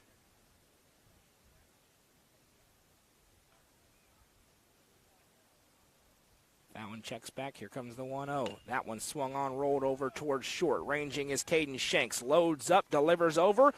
Not in time. Good throw, good dig. Wilson doesn't look like he loved that call, but they're going to give it to him as they'll leg out the infield single. A.J. Langston reaches first, and now runners at the corners with 2 outs for Mason Donahue. And we're actually going to have a pinch hitter in here. Now batting for the Rockets. Number 16, Dave Malkin.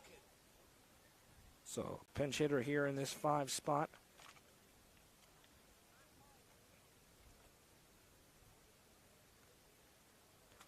This is Tabe Malkin.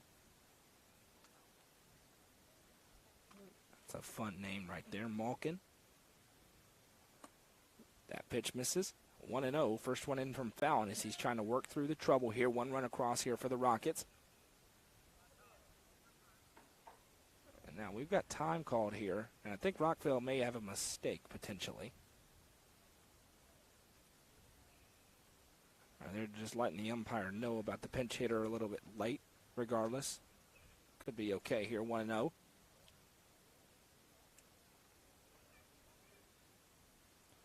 Congratulations, White County's Celeste Reed, named the 2023 Class 3A Miss Basketball. 2023-2024 Miss Basketball. So Celeste Reed, a very deserving winner. And she is your Miss Basketball. 1-0, coming home. Fallon instead goes over to first, back in plenty of time as the runner. Langston.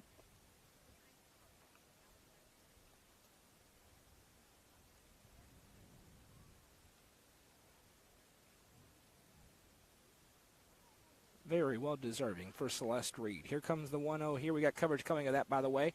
Goose is over at the Murphy Center right now for that award ceremony.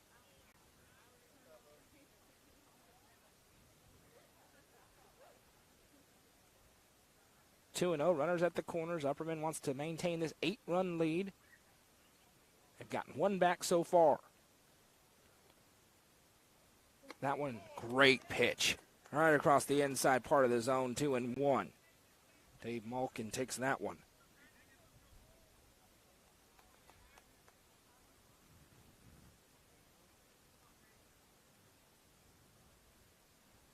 Big lead over there at first. And now the throw over from Fallon. Back in time is Langston. He's got enough height on him that when he dives back in, he's getting there pretty early.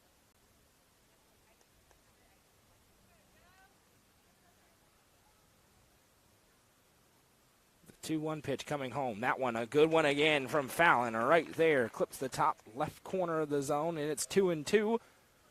Fallon a strike away from stranding 2 runners out there on the base paths.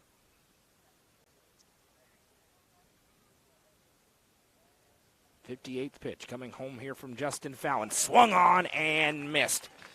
The punch out caps off the inning. 1 run does come across from the Rockets, but the Bees lead by 8. And they'll come back with the bats. Top of the order due up. Coverage of Upperman Baseball is presented by Nick's Restaurant. You're watching it on the Frontier Chevy UCR Media Network. Loading the kids in the car, brokering peace in the back seat, mastering the snack handoff without even looking. Why are simple things sometimes so complicated?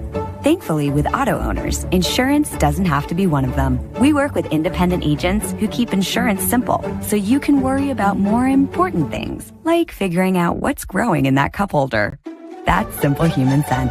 Visit swallowsinsurance.com or call us today, 931-526-4025. Protecting your future. It's what we do. Sonia Brown is a full-service realtor and is licensed across the state of Tennessee, listing and selling residential and multifamily, land and farms, commercial and industrial properties. Sonia handles the sale from start to closing and beyond. Let her put her 30-plus years of experience to work for you. Sonia Brown with American Way Real Estate has been supporting student-athletes in the Upper Cumberland since 1990. You can reach Sonia Brown at 931-979-7145. Sonia Brown, realtor with American Way Real Estate, is proud to support this broadcast on the UCR Media Network.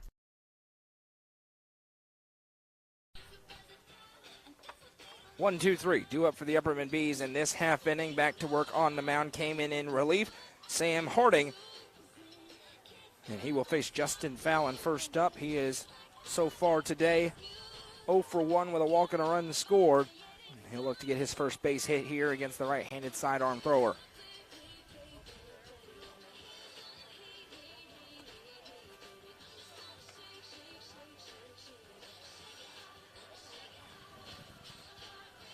Final score in softball, the Lady Bees victorious over Smith County tonight, 11-0.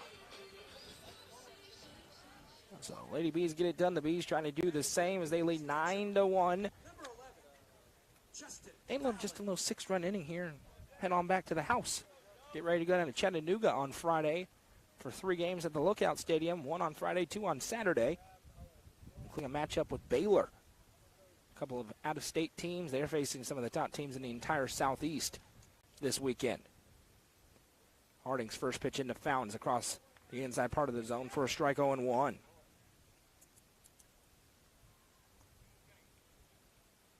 Cade Capps, Reese Beatty, runners-up for Mr. and Miss Basketball this year. Celeste Reed is named your Class 3A Miss Basketball as this one's ripped down the third base line and just foul.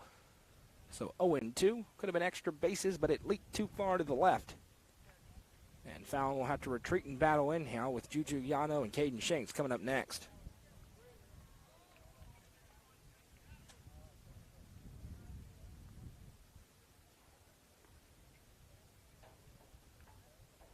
Oh, and 2 pitch coming here from Fallon. Harding looking for a big out. That one misses outside. Good take. It's 1-2.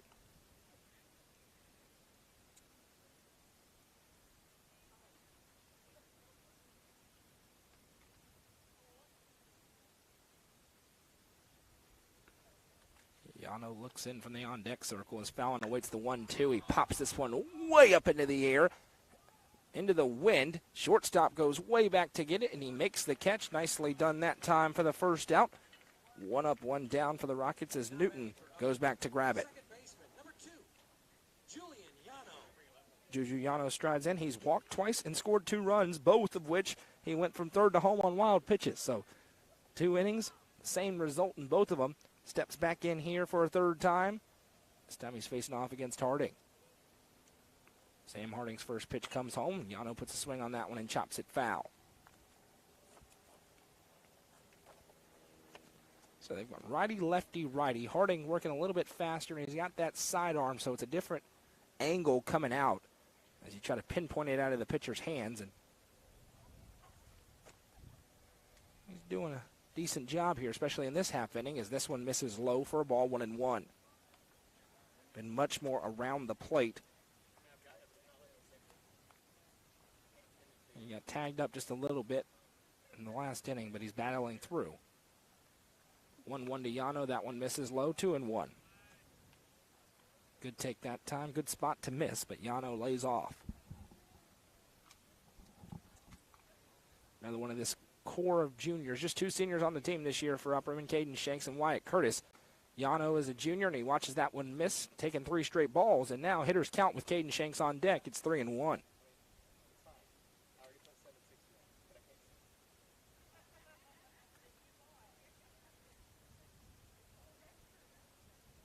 The 2-1 pitch. That one swung on, fouled right back into his ankle, and goes down to a knee.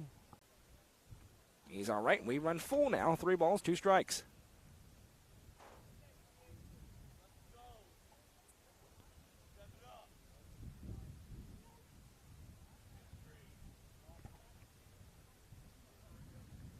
The Bees lead 9-1, trying to get to 2-0. They won yesterday 13-0 over Smyrna. Now here against Rockvale, comfortably ahead, but looking for more as we head into the middle innings. 2-2 pitch. This one swung on and ripped, and that's going to be a base hit for Juju Yano. A 1-out single puts a runner at first for Caden Shanks as he strides back in. Was hit by a pitch in his walk so far in this contest. Now batting for Upperman. Shortstop. Number 1. That is Yano's 3rd hit of the season.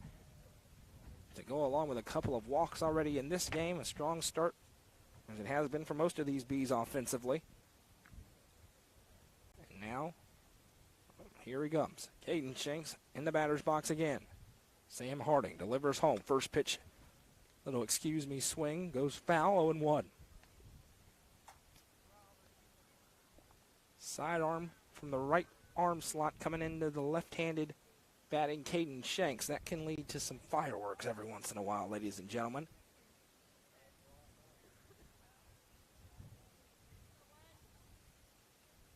Checks over a few times. The 0-1. He swings at this one right at the second baseman. Fields it cleanly. Flip to short for 1. Throw to first is in time. 4-6-3. Nicely turned by the Rockets. And that brings us to the end of the 3rd as we head into the middle frames. It's Upperman 9, Rockvale 1. You're watching Upperman Baseball, presented by Nick's Restaurant on the Frontier Chevy UCR Media Network.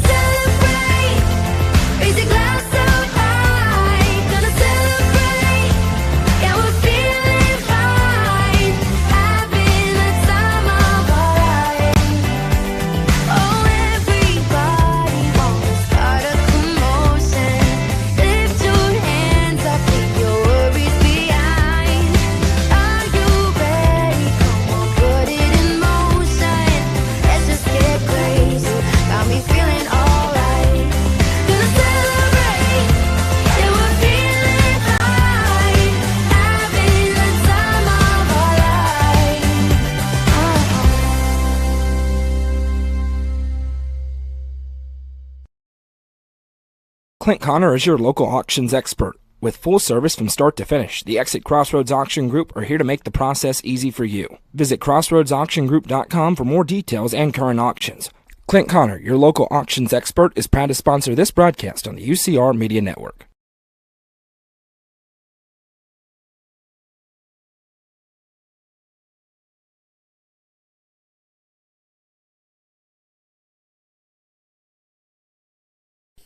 It's time for a Hall Sports and Outdoors call to the bullpen for the Upperman Bees, and they're going to give it to the right-hander, Alec Wilson, for the first time this year. 23 gets on the mound in white, black, and gold. That ends the day for Justin Fallon. 3 strong innings of work for him as he strikes out 6, walks 3, allows 3 hits, 1 run. It was earned. And as we head to the top of the 4th, Alec Wilson. We mentioned yesterday the recovery that he's gone through, coming back from a torn ACL, and now another big step as he will take the ball on the mound. And he's going to face off against 6, 7, 8 here in the Rockvale lineup. Wyatt Curtis checks in. He's going over to first base, Alec Wilson's traditional spot.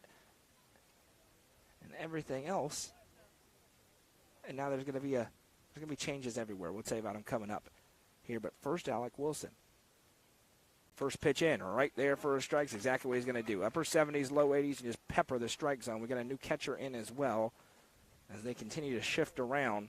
Carson Shoup, I believe, is behind the dish. That pitch is swung on, flared out into center field. Fallon is right there to make the catch. Unlimited range. And Justin Fallon has moved out there to center, his traditional spot. And it's 1 up, 1 down for Alec Wilson. Third baseman, number 18, Sam Jones. Here's Sam Jones stepping in, so Shoup moves over behind the dish. Worsing is going to third. Some of these changes, this one's fouled up and out of play. So Worsing moves out of right, he's going to third. Kilpatrick goes back into right field. The center fielder stays Fallon, or becomes Fallon, and the left fielder, I think is still Holroyd, but we'll let you know in a minute. The 0-1, that one misses away. 1-1. Sam Jones struck out swinging. Yes, Fallon struck out the side in the second, and Sonny Jones and Guidry all struck out. Here comes the 1-1 home. This one swung on, flared over towards left, and it's going to stay in fair territory for a base hit. Throw comes in to hold him at first, but that's a 1-out single for Sam Jones as Rockvale's offense, once again, as it has in most games this year, starts slow and then starts to wake up a little bit in the latter half of the game. Here's Owen Guidry. He's going to step in here. And Rookie Allison is in left field. So why not? We're moving everything around. Rookie Allison has gone out to left. First time I've ever seen him play out there. Shoup is behind the dish, and he blocks that one, keeps it in front. Guidry struck out swinging in his lone plate appearance so far. Alec Wilson settling in on the bump here. 6 pitches in. He's got 1 out, a runner at first after the single. Throw over, good move. The tag applied from Curtis, but he's back in time. So Rookie Allison in left. Justin Fallon in center. Bobby Ray Kilpatrick in right. Chris Worsing over at third. And Wyatt Curtis at first, as this one's chopped foul, 1-1. I think that's everything. I know I'm still Noah and that's still Mads. Everything else is up in the air right now.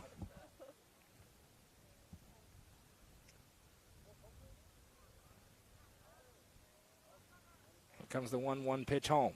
That one swung on and missed, got that fastball dropping off, and it's 1-2. Wilson looking for his first punch out.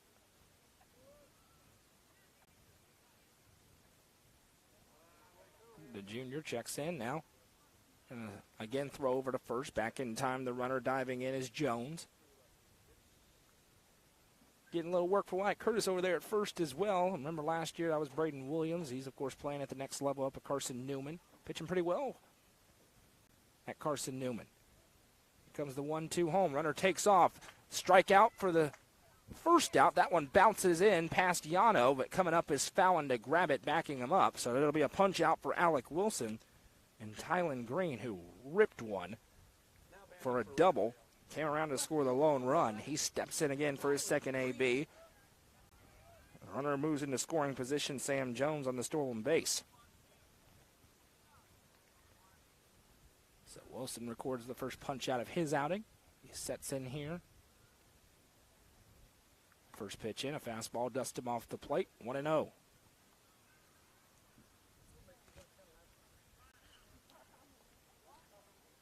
And now a time going to be called over at second as I think Jones picked up some extra debris when he slid into the bag and needs a moment. Umpire obliges him. And now Wilson will settle back in, ready to go against Tylen Green.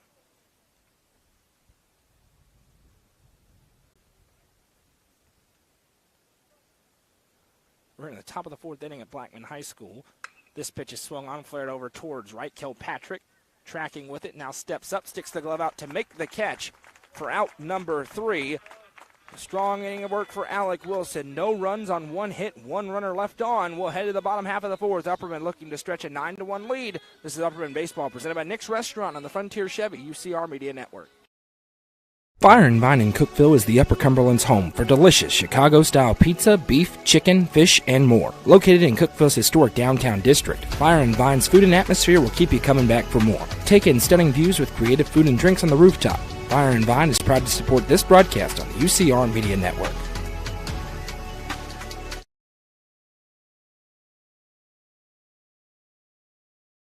Clint Connor is your local auctions expert. With full service from start to finish, the Exit Crossroads Auction Group are here to make the process easy for you. Visit crossroadsauctiongroup.com for more details and current auctions. Clint Connor, your local auctions expert, is proud to sponsor this broadcast on the UCR Media Network. Delicious Pan Pizza is Domino's best-kept secret. With locations in Smithville, Sparta, Livingston, Allgood, and 2 in Cookeville, Delicious Pan and hand-tossed pizza, pasta, and more is never far away. Use the Domino's app to take care of your game day eats today. Domino's is proud to support this broadcast on the UCR Media Network.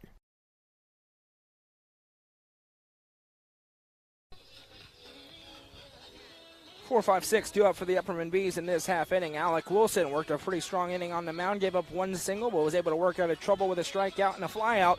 He steps in here for the first AB of the bottom half of the fourth. Upperman leads 9-1 once again. If they get up by 10 in this half inning, so 2 runs across in this half inning, nothing across in the top of the fifth, the game would end. But, of course, that's a big if. As settling in on the mound, Sam Harding came in relief, and he's doing a good job here for the Rockets. They do have a little bit of action over there in their bullpen as well. So we'll see how long the leash is for Harding if he gets into any trouble against the Bee lineup that once again has been pretty explosive. Not a lot of power yet this early in the year, but they are putting barrels onto the ball and flaring them into play all over the place.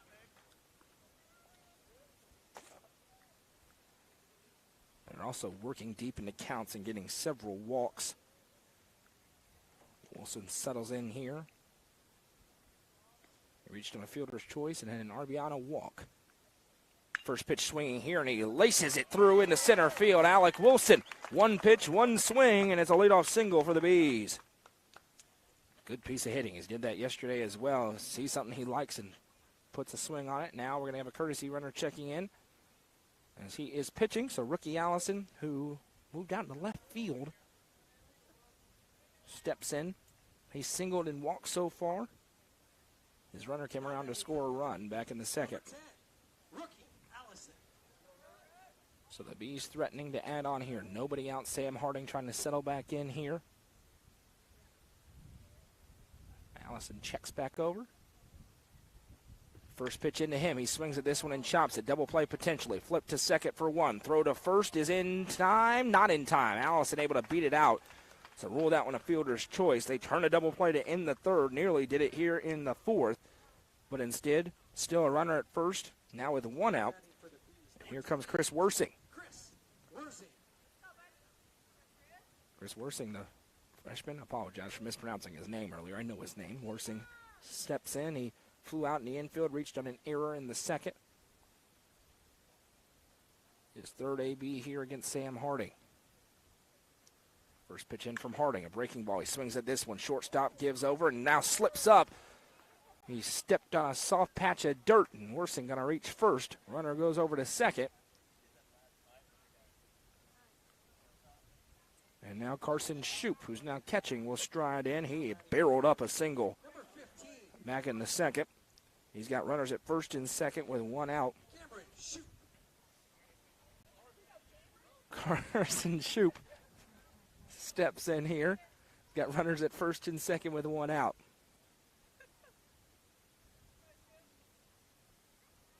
Check back here. Now pitch in. He swings at this one. Rolls it weakly over to third. Going to tag third for 1. The throw over to first takes the first baseman off the bag. So again, Shoup going to reach on a fielder's choice. Runners at first and second now with 2 outs. And here's Bobby Ray Kilpatrick swinging a good bat. He's 2 for 2 with 2 singles, an RBI, and a run scored. And he's in here trying to add in some more pressure as the Bees lead 9-1, and all of a sudden the clouds are out and it's getting cold again. I'm having deja vu to a day ago. This is going to be a long baseball game tonight.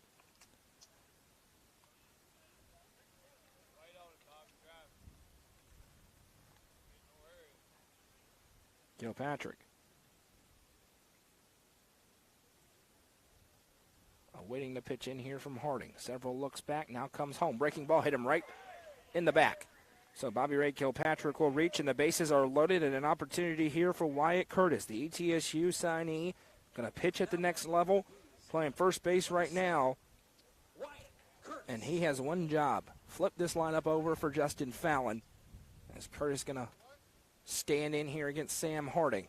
First AB of the year for Curtis.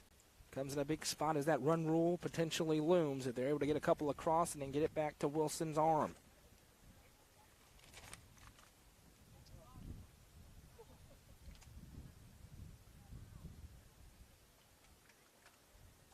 Harding brings in the first pitch to Curtis. Nice one there. It's taken for called strike one, 0-1. Bases loaded here for Upperman. 2 outs. We're in the bottom of the fourth inning.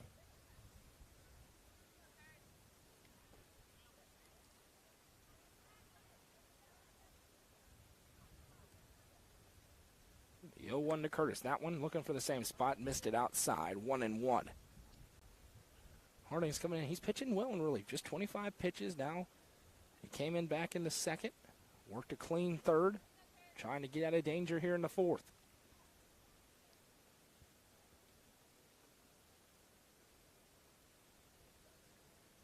A look over. The 1-1 upcoming here. That one swung on by Curtis and sent foul down the third base line. We'll re-rack him and do it again. Now 1-2. Harding a strike away from getting out of the threat.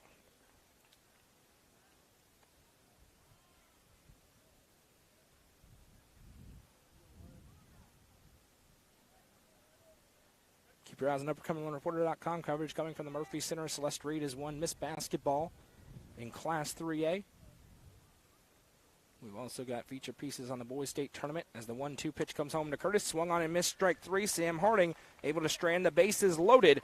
And we'll head to the top half of the fifth. Still 9-1 Upperman. This is Upperman Baseball presented by Nick's Restaurant on the Frontier Chevy UCR Media Network. Nelson Trophy and Screen Printing is proud to support student athletes and athletic departments throughout the Upper Cumberland. They're also proud to sponsor the Nelson Trophy and Screen Printing Player of the Game on this broadcast. From trophies to t-shirts, they can do it all. Stop by and see them at 120 Circle Drive in Allgood or give them a call at 931-537-9559. Nelson Trophy and Screen Printing is proud to sponsor this broadcast on the UCR Media Network. Frontier Chevrolet is ready to get you into your next vehicle and are proud to offer a lifetime powertrain warranty on nearly all vehicles below 80,000 miles. View inventory online at www.caseyschevy.com, including the brand new Chevy Trax and Traverse, or stop in at 2350 Cookeville Highway today. Remember, don't buy till you see Jason Fye.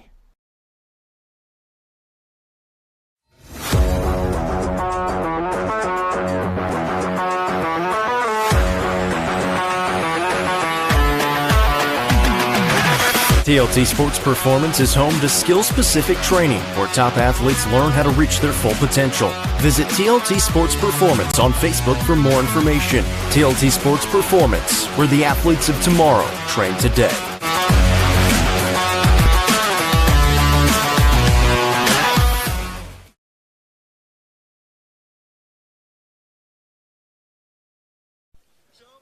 Nick's Restaurant has been family-owned and operated in the Upper Cumberland for over 50 years. Ladies and gentlemen, go get you some ice cream pie and thank me later. As we open up the top half of the fifth inning, Upperman's lead over Rockvale is 9-1. And it's going to be 1-2-3 due up against Alec Wilson. Ty Newton, Landon Lozano, and Cameron Curtis due up in this half inning for the Rockets. Newton so far reached in both appearances. He's singled and walked. First appearance against Wilson, though, as he chops the first pitch he sees fouled on the third base line. So once again, the defensive changes. Carson Shoup is behind the dish. Wyatt Curtis is over at first. Chris Worsing's at third. Ricky Allison is in left. Justin Fallon in center. And Bobby Ray Kilpatrick is in right. Nice breaking ball from Alec Wilson. When he rips that thing off, he's tough to hit. That time misses inside, 1-1.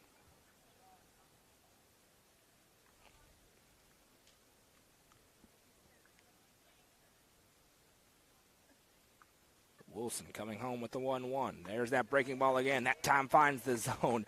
And Newton can't believe it's a strike, but it is. It dipped right in there. That is filthy from Alec Wilson. Such a great pitch. There's nothing you can do with it. You think it's going to hit you, and then it's in the zone.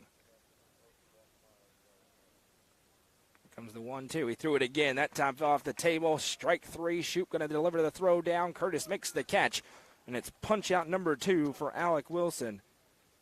That is smart pitching and calling by Coach Johnbarger over there to give the pitch calm, but you throw that breaking ball a couple of times in a row, get the frustration, and then just have it dip down into the dirt. Nothing you can do. Here's Landon Lozano, 0 for 2 with a strikeout and a flyout so far. Steps in here against Wilson, who's starting to work quickly. First pitch fastball, misses away, tipped off the glove of Shoop. 1-0.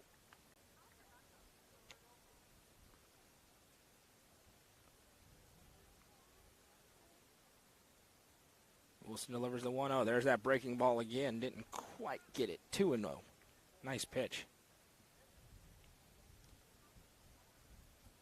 Just didn't fall off the table quite enough. Here comes the 2-0 home from Wilson. There it is. 3-0. Close but no cigar on that one. Lozano awaits. Here comes the 3-0 pitch home. There it is for a called strike. He's trying to pepper that spot. This time finds it. 3-1. Lozano at the plate. Curtis is on deck here for Rockvale as they're trying to jumpstart a rally. Wilson delivers home the 3-1. That one misses, and it's ball 4. A one-out base runner for the second straight inning. Here comes Cameron Curtis. Has an RBI and a walk so far in this game. Now batting for the Rockets, designated hitter number 4, Cameron Curtis. Started this game on the mound what feels like 17 hours ago. We got a long baseball game here so far. The grand scheme of things haven't been here that long, but we're only in the top of the 5th. First pitch in from Wilson is just gross in a good way. Strike 0-1. Totally froze up the batter. He's got some good stuff right now on the mound. Just got a little while in that last AB. Eyes totally focused, and now throwing behind Shoop. Curtis had to come off the bag to grab it. The runner out there getting pretty aggressive on the base paths. Lozano. 1-1 count now here to Cameron Curtis. Stick around postgame. We're at the South Willow Auto Clinic postgame show. And had the Nelson Trophy and screen printing player of the game. Breaking ball that time. Shoop does a nice job to block it. Well, we got a 2-1. Wilson trying to work through here and keep the score right where it is. Curtis awaits. Here comes the 2-1. There's a fastball swung on and fouled off. 2-2.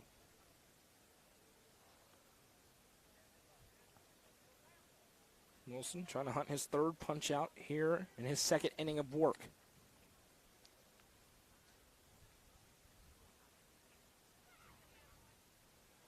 Glance back towards first. Lozano bounces off the bag. The 2-2 dusts him off the plate. 3 balls, 2 strikes. We run full. Big moment here as Rockvale tries to claw back into it.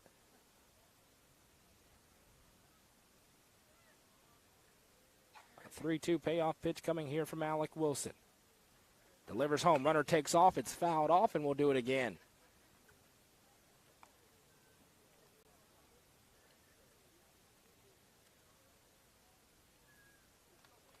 One out, one on.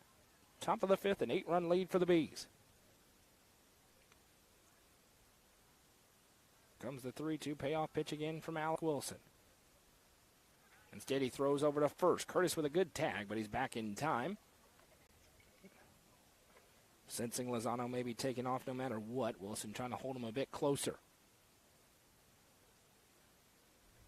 Now he's going to throw over again, and that time it goes around Wyatt Curtis, who has to go a long way to get to it. This could be 3 bags. Instead, Lozano going to stay at second. Curtis gives a nice throw across, but that throwing mistake allows Lozano to move into scoring position, and now the attention turns to Curtis at the plate in a 3-2 count.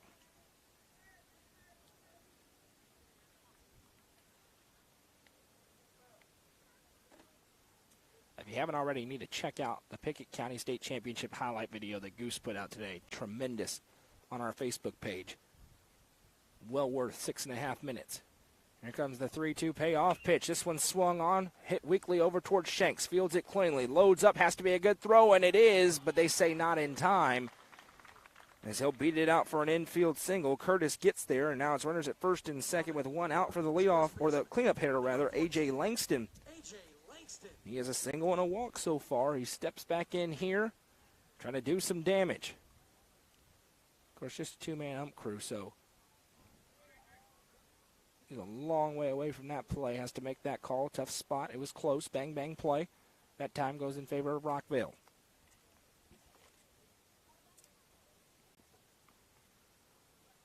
Wilson glances back. First pitch, this one swung on and fouled right into the knee of Langston, so he'll have to walk that one off. Looks to be okay.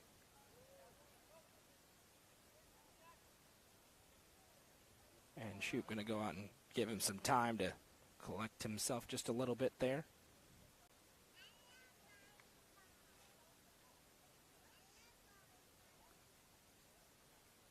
So it's an 0-1 count here. Runners at first and second with one out. We're in the top of the fifth inning here at Blackman. If you haven't already, help us out. Hit that like button. That helps us out a whole bunch. Give us a share as well. Comment along with us tonight. Also with an 0-1 count to Langston. Delivers home. That one misses low and inside. Shoop. Able to put the glove in front. 1-1.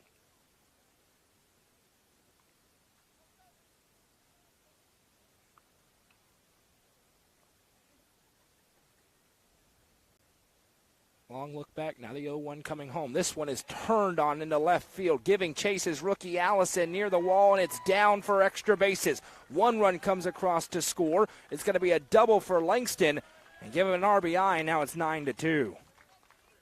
Langston can really hit the baseball. He turns on that one and sends it down the left field line.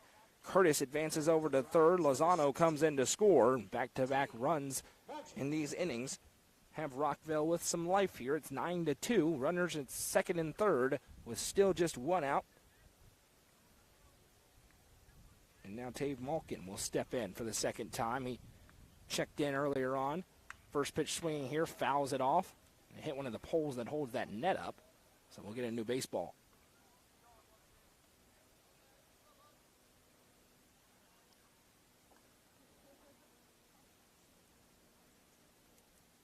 Oh and 1 here with one out.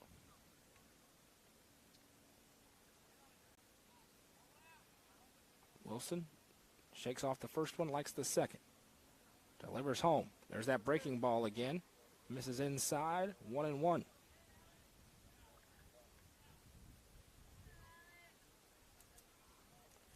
Wilson quickly delivers home the 1-1. There's a fastball hit over. Yano has it. Only one play, and it's to first for the out. Another run does come across to score, so Malkin gets himself an RBI.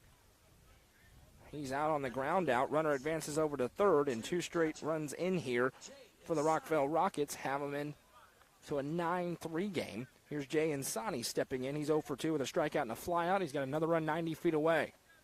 Rockvale threatening to make it interesting here. First pitch in from Wilson. Swung on and fouled back into the net.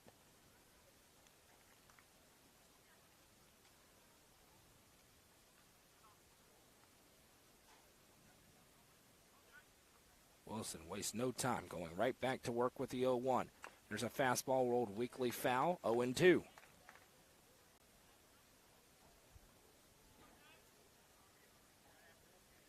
(9-3) our score here. Wilson trying to work out of trouble. Here comes the 0-2. That one tips off the glove of Shoop. Runner retreats back to first, or third rather. Langston doesn't want to test it. It's going to be 1-2 here for Insani.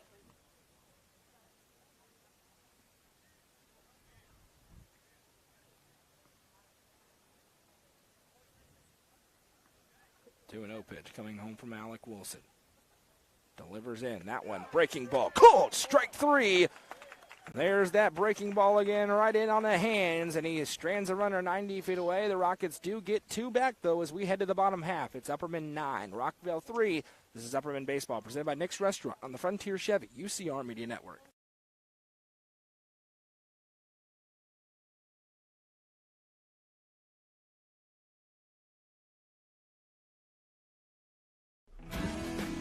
I'm looking for someone who can keep me comfortable, stay here for the long run, and definitely not high maintenance. Not right. Absolutely not. This one looks perfect. Find your perfect match with Hiller. Get a free UV light with select new HVAC systems, 50% off a descaler with new tankless water heaters, or free surge protection with a new whole home generator. Like that one too. Hone and develop your skills on the court with professional basketball player development from Legacy Athletics. Call 931-303-3356 or follow them on Instagram at legacy_athletics or on Twitter at jwinningham25 for more information today. Legacy Athletics, proud sponsor of this broadcast on the UCR Media Network. Steel Technologies has been part of the Rutherford County community for over 35 years. Their plants in Murfreesboro and Smyrna include over 150 teammates who process coils, metal sheets, and planks for customers across North America. Steel Tech's Smyrna and Murfreesboro plants are expanding, and they need teammates to join their team. With openings including machine and forklift operators, truck drivers, and more, they have the position for you with competitive wages and monthly bonus opportunities. For more information and to apply online, scan the QR code on your screen now. Steel Tech is a proud sponsor of this broadcast on the UCR Media Network. Steel Tech. Faith, family, Steel Tech.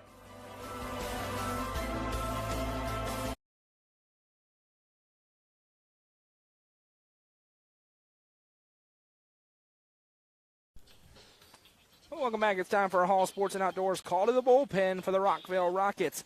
Once again, going into the pen, their fourth pitcher is number 5, Levi Vivrette. And he will step in against 1, 2, 3 in this Upperman lineup. Justin Fallon, Juju Yano, and Caden Shanks to lead it off here as the Bees try to regain a stronger advantage. Their lead has been cut to 6. It's 9-3. Vivrette looking in against Fallon. Fallon so far 0 for 2 with a walk and a run scored. He's flown out a couple of times. First pitch in, he swings at this one and sends it up and out of play, foul.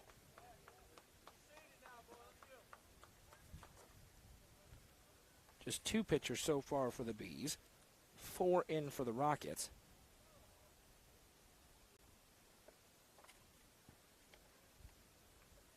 Oh, 1 pitch to Fallon. There's a breaking ball that dips off the zone. 1-1.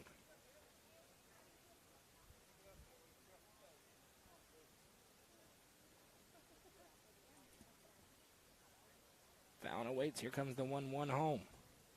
That's a fastball that misses low and outside. 2-1. Sun beginning to set now behind the clouds. We got baseball under the lights. They'll have another game here on this field. I believe the host school will be in it. Not sure who they're facing yet. Here comes the 1-1 home to Fallon. Swings at this one. Pardon me, that was the 2-1 pitch. Now it's 2-2. Battle developing here. Vivrette in his first AB of the game out there on the mound, facing off against a great hitter in Justin Fallon. He's in line to get the win on the mound himself. 1-2. Called. Strike 3. Caught the outside corner. Backwards K on the stat sheet. Here comes Juju Yano. He's really swinging a good bat right now. He's officially 1 for 1 with 2 walks and 2 runs scored. Had a single as that 1 base hit.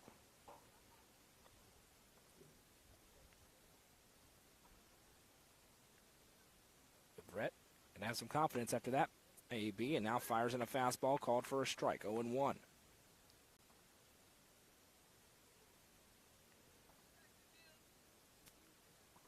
Yano awaits. Here comes the 0-1 from Vivrette. Now off speed, same place, same call. 0-2. Going to have to trigger it, that one, as it's going out there. He can pepper that corner.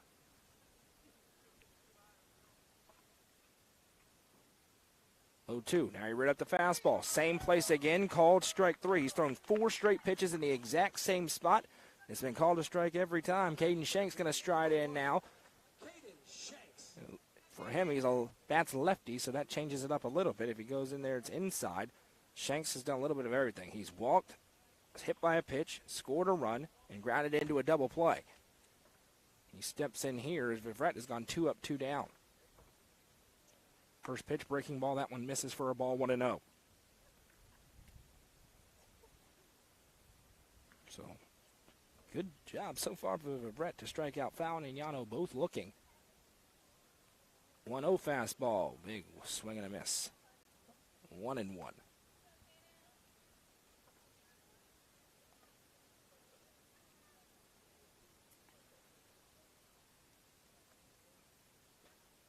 Stepping off at Brett for a moment. Now Shanks awaits.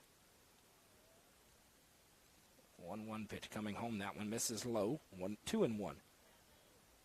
2 down here. It's a 9-3 Bees lead. So we're heading towards the final frames now in the bottom of the 5th.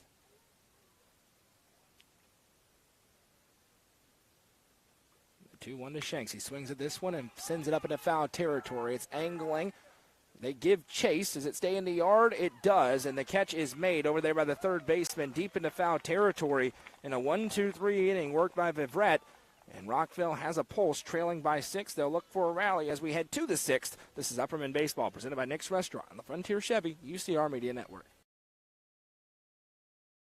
From the sports field to the hunting field, our friends at Hall Sports and Outdoors can outfit anyone. Located in the heart of Jamestown at 207 South Main Street, Hall Sports and Outdoors carries everything from kayaks, fishing gear, and camo to guns and ammo. With top brands such as Columbia, Timberland, Under Armour, Asics, and much more, nobody can top their selection. Need some custom gear for your team? They also offer uniforms, gear, and custom embroidery. Stop by and see them at 207 South Main Street in Jamestown. Hall Sports and Outdoors, proud sponsor of this broadcast on the UCR Media Network.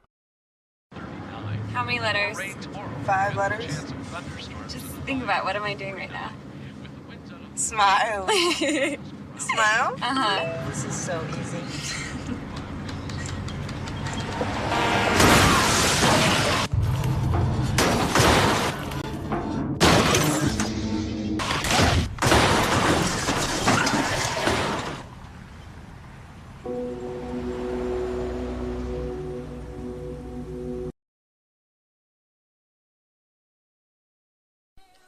Alec Wilson back to work here in his 3rd inning on the mound. Upperman's lead is 9-3. Rockvale has gotten a couple of them back as it was 9-0 after 2 innings of play. Upperman's offense has stagnated just a little bit as Rockvale has rotated through pitchers. But it's 7-8-9 due up here for the Rockets in the order. And first up is going to be Sam Jones, the third baseman. He's 1 for 2 with a single, a strikeout, and a stolen base so far. I'm Noah McKay, the lovely Madison McKay, producing things for us here. For the one broadcast game of the day, 30 minutes after the conclusion, we'll have the UCR Basketball Coaches Show back here live on the main UCR Facebook page. As the first pitch of the inning is swung on, hit over towards Shanks. Fields up, loads up, throws to first in time. 1 pitch, 1 out. Good job by Curtis over there at first to grab it, and here comes the 8-hole spot. See if there's a pinch hitter. There is not. Owen Guidry will step in. He's 0 for 2 with a couple of strikeouts, both of them swinging so far, one of which came against Alec Wilson both back in the 4th inning. First pitch right there for a strike, 0-1. Alec Wilson, for the most part, he's going to throw strikes out there. Comes the 0-1 home. And there's your announcer, Jenks, as it hits him. And a runner will reach first. Guidry will head that way. Tylen Green, he's 1 for 2 with a double and a flyout so far. He gets another chance here with the top of the order looming. Runner at first and 1 out. And in all 3 innings so far for Wilson, they've had a runner at first with 1 out. Number 11, Tylen Green. Tylen Green will step in here.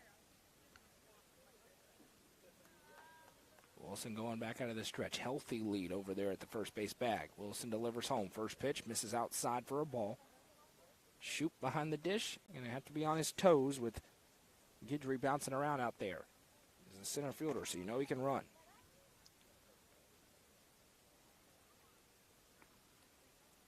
Here comes the 1-0. That one bounces in. A good block by Shoop. Leaped away, but he kept it in front. 2-0.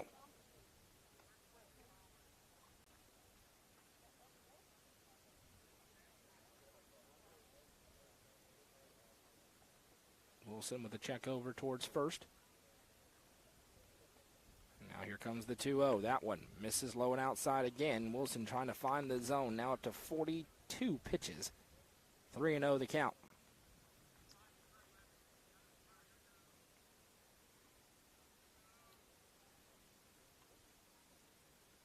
That's right there for a strike. He's back in it now at 3-1. The Bees back in action in Chattanooga on Friday. A couple games on Saturday for them. Then they have the big district opening series against Stone Memorial on Monday and Tuesday. This one swung on by Green. It's going to be through for a base hit into left field. Allison comes up and will get it back in, but more trouble brewing here for the Rockets. They have 2 on with 1 out. They head back to the top of the order for Ty Newton. Number 1, Ty Newton. At some point, we could potentially see Juju Yano take the ball. Remember the last time he pitched on this field, a complete game in a huge spot as Upperman made it to the state championship game.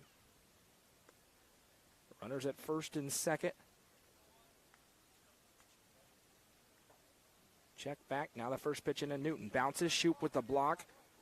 That's why they wear pads back there. Newton so far today, he has walked, he has singled, and he has struck out. Still yet to score a run, though.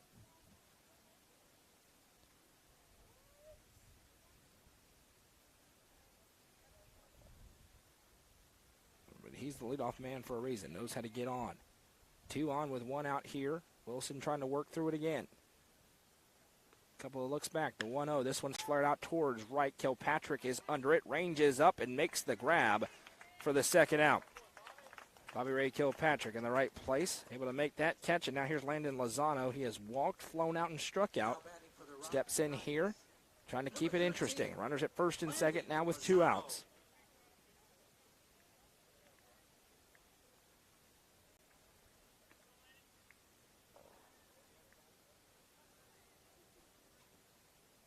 Wilson sets up, see if that fly out gets him locked back in. First pitch, yep, right there for a strike, 0-1.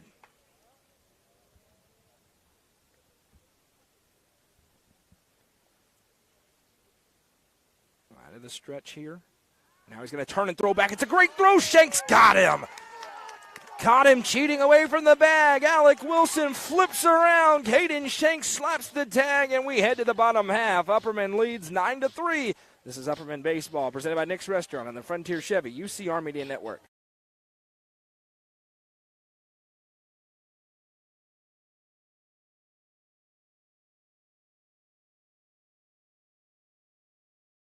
Loading the kids in the car, brokering peace in the back seat, mastering the snack handoff without even looking. Why are simple things sometimes so complicated? Thankfully, with auto owners, insurance doesn't have to be one of them. We work with independent agents who keep insurance simple, so you can worry about more important things, like figuring out what's growing in that cup holder. That's simple human sense. Visit swallowsinsurance.com or call us today, 931-526-4025. Protecting your future. It's what we do. Sonia Brown is a full-service realtor and is licensed across the state of Tennessee, listing and selling residential and multifamily, land and farms, commercial and industrial properties. Sonia handles the sale from start to closing and beyond. Let her put her 30-plus years of experience to work for you. Sonia Brown with American Way Real Estate has been supporting student-athletes in the Upper Cumberland since 1990. You can reach Sonia Brown at 931-979-7145. Sonia Brown, realtor with American Way Real Estate, is proud to support this broadcast on the UCR Media Network.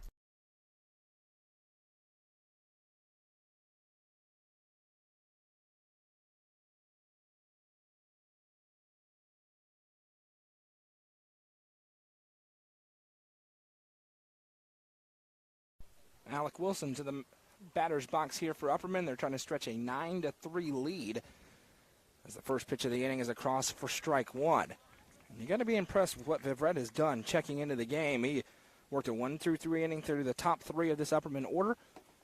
Now he's ahead 0-1, been able to mix up the spots a little bit and get it to tough spots to hit. 2 strikeouts and a flyout in foul territory. Now he rips off the breaking ball for a strike. Wilson can't believe it, 0-2. Umpire may be ready to go home. 0-2 now. Here comes Vivret. He shakes off 2 pitches, likes the third. 0-2. That one bounces in, and it's 1-2.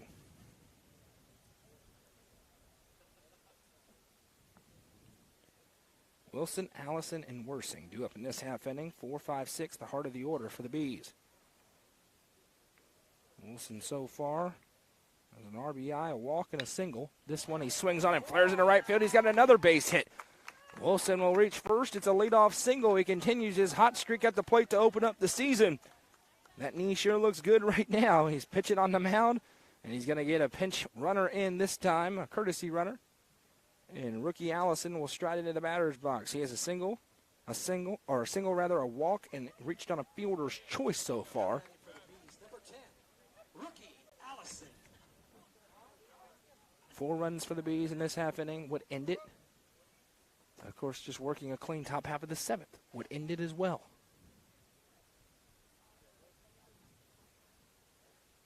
A check over now. Everett delivers a pitch.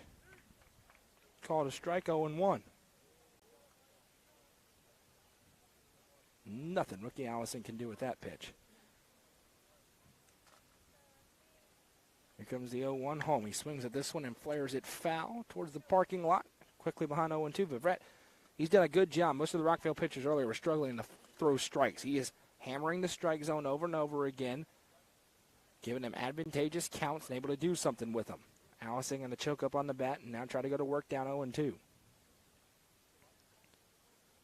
There's a breaking ball, and he battles it off. He's just able to stay in there one way or another. Wilson's courtesy run over there at first, taking his lead. We've got nobody out here. On the bottom half of the 6th inning in Murfreesboro.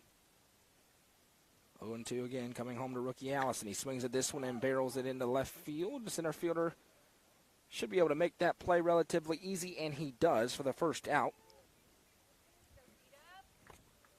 When you barrel up like that, you didn't quite get it off the sweet spot. It just flares up into the air. Here comes Chris Worsing. Worsing going to try to do some damage here, the freshman. He's been impressive. He has a single by my count. He reached on an error back in the 2nd, flew out in the infield in the 1st.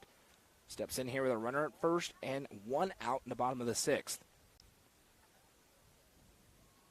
Worsing watches that fastball miss. A delayed steal here, and it's going to work out as he slides in, and it's a domino stolen base.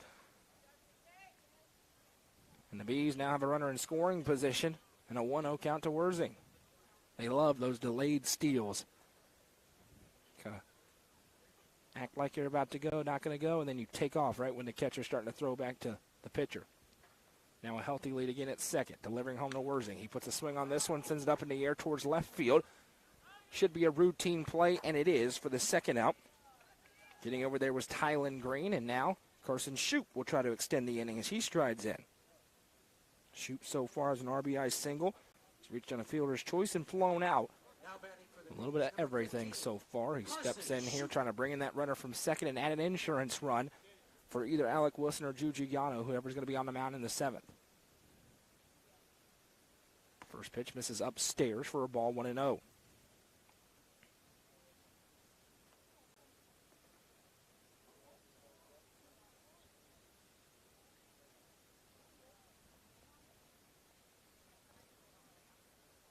Pitch into Shoup, misses inside.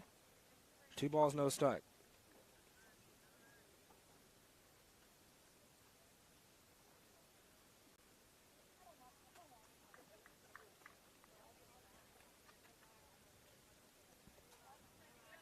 Two and 0. Check back. Shoup going to watch that one miss outside, and now he's ahead 3 balls, no strikes. Bobby Ray Kilpatrick in the on-deck circle. And Shoup probably going to have to see a strike come across with Brett. Missing it inside and out. Runner takes his lead out there at 2nd for the Bees. A 6-run lead. The 3-0 pitch misses inside, ball 4. 4-pitch walk worked by Karsten Shoup. And now it's runners at 1st and 2nd for Bobby Ray Kilpatrick.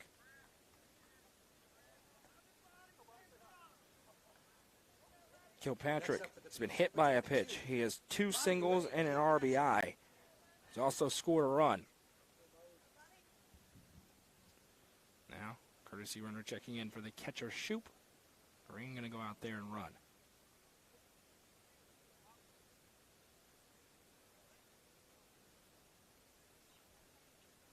Long look back for Vivrette. Now turns his attention towards Kilpatrick. First pitch misses low, and it's 5 straight balls thrown. Probably going to have to see one here if you're Bobby Ray Kilpatrick before you think about swinging the bat, unless you're just sitting on something.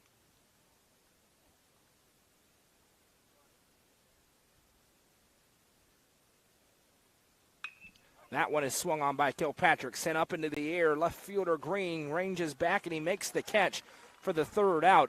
The Bees are 3 outs away from moving to 2-0. We'll see if they can close it out when we come back. You're watching Upperman Baseball, presented by Nick's Restaurant on the Frontier Chevy, UCR Media Network. Fire and Vine in Cookeville is the Upper Cumberland's home for delicious Chicago-style pizza, beef, chicken, fish, and more. Located in Cookeville's historic downtown district, Fire and Vine's food and atmosphere will keep you coming back for more. Take in stunning views with creative food and drinks on the rooftop. Fire and Vine is proud to support this broadcast on the UCR Media Network.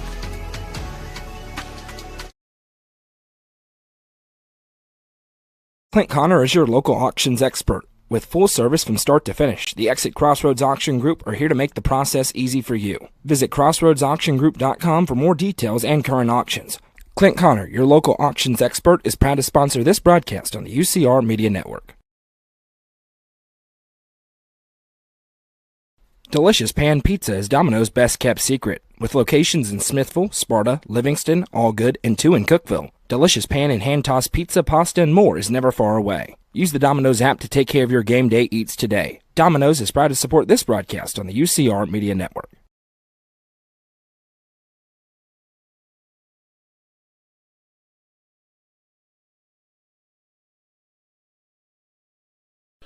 Alec Wilson back on, trying to close the door here. 46 pitches into his relief outing. He came in after 3 Justin Fallon innings, and now as we hit the top of the 7th, it is 9-3 Upperman trying to get to 2-0 on the young campaign. 13-0 winners yesterday over Smyrna, now comfortably ahead over the Rockvale Rockets. They'll get a couple of days off, probably watch the boys basketball team play in the state tournament on Thursday before heading down to Chattanooga, where they will face off against some of the top teams in the Southeast, including Baylor. That'll be on Saturday. 1 game on Friday, 2 on Saturday at the Lookout Stadium for the Bees. We're sure happy you're along with us tonight. If you haven't already, please hit that like button. That helps us out a whole lot. Live on the main UCR Facebook page and YouTube channel. And it's going to be 2, 3, 4 due up here for Rockvale. Batting for the Rockets, number 13, Landon Lozano. First up here, their last hope for Rockvale as they're 3 outs away from falling to 0-4. First pitch in from Wilson. This one swung on and popped up. Worsing says he's got it, and he does. Makes the catch. 1 pitch, 1 out. And the Rockets down to their final 2 outs tonight. Wilson, he's done a little bit of everything the last 2 days. Hitting the ball really well. He's pitching here. Giving up just a couple of runs, but all in all, doing a nice job against a 4A lineup that's hit the ball really well the last couple of days. I mentioned they haven't got the win, but they've been very competitive in all of their ball games. This would be their most lopsided loss if it finishes out this way. First pitch from Wilson. This one swung on, hit over at Juju Yano. Fields it cleanly, delivers the throw to first, and it's 2 pitches, 2 outs here. In the top half of the 7th, here comes A.J. Langston having a great day. 2 for 2, an RBI, a double, and a walk. He's reached in all his plate appearances, and we'll see if he's taking here to avoid a 3-pitch inning potentially. Wilson trying to slam the door here and head back to Baxter. A.J. Langston. Langston settles in. First pitch from Wilson's that breaking ball falls off the table and low. No cigar, 1-0.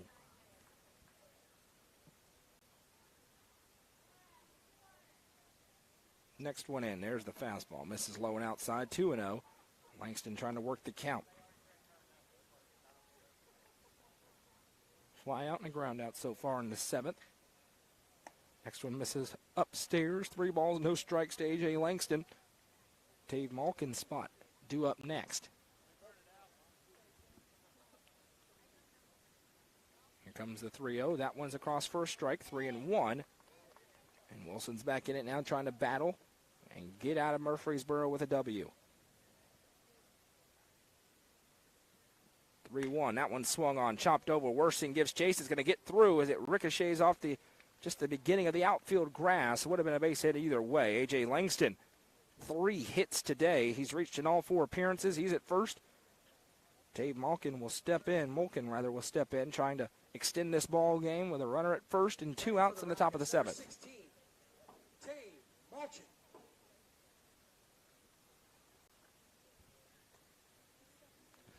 Yeah, it's been pronounced like 6 different ways his name has here in the building, so my apologies to him for mispronouncing it, which I definitely am. The fastball misses upstairs for a ball. It's 1-0. It's either Malkin or Malchin or something nowhere close to what I'm saying, but regardless, we're going to keep it rolling here, 1-0. That one from Wilson misses low and outside, 2-0. The Bees trying to get out of here relatively stress-free. They're up by 6, so they have some leeway, but they don't want to play with it. Wilson delivers home the 2-0. That one right there. Good pitch. Fastball, 2-1.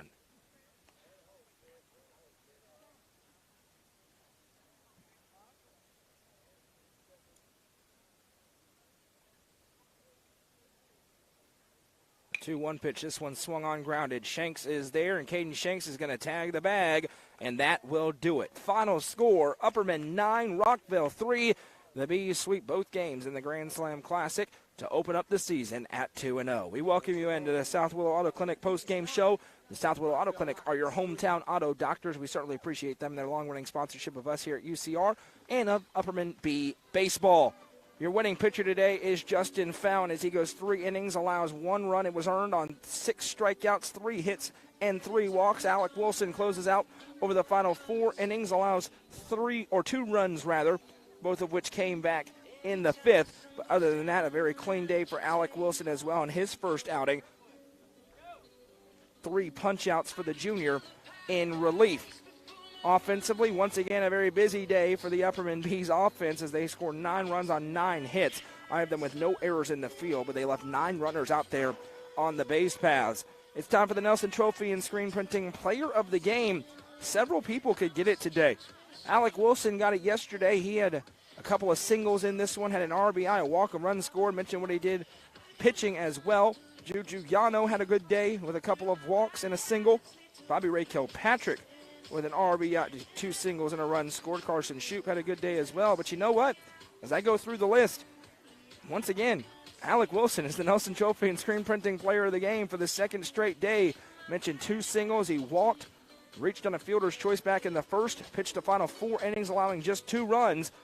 So Alec Wilson, once again, 2 up, 2 down for him, the Nelson Trophy and Screen Printing Player of the Game. We hope you'll join us coming up in about 30 to 45 minutes from now for the UCR Basketball Coaches Show. So about 7:30, as Jacob, Rusty, and I will break down the latest Miss Basketball developments, Mr. Basketball developments. We'll talk a little bit about the girls' state tournament and preview the boys' state tournament. Join us tomorrow morning at 9:30 a.m. from the Murphy Center audio broadcast as Cookeville takes on Maryville in the Class 4A state tournament. We'll have coverage on the website later on of Gordonsville in the Single A state tournament, and then Thursday night, 7:15, another audio broadcast and complete coverage as the Upperman Bees take part in the boys' 3A state tournament when they take on Hume Fogg.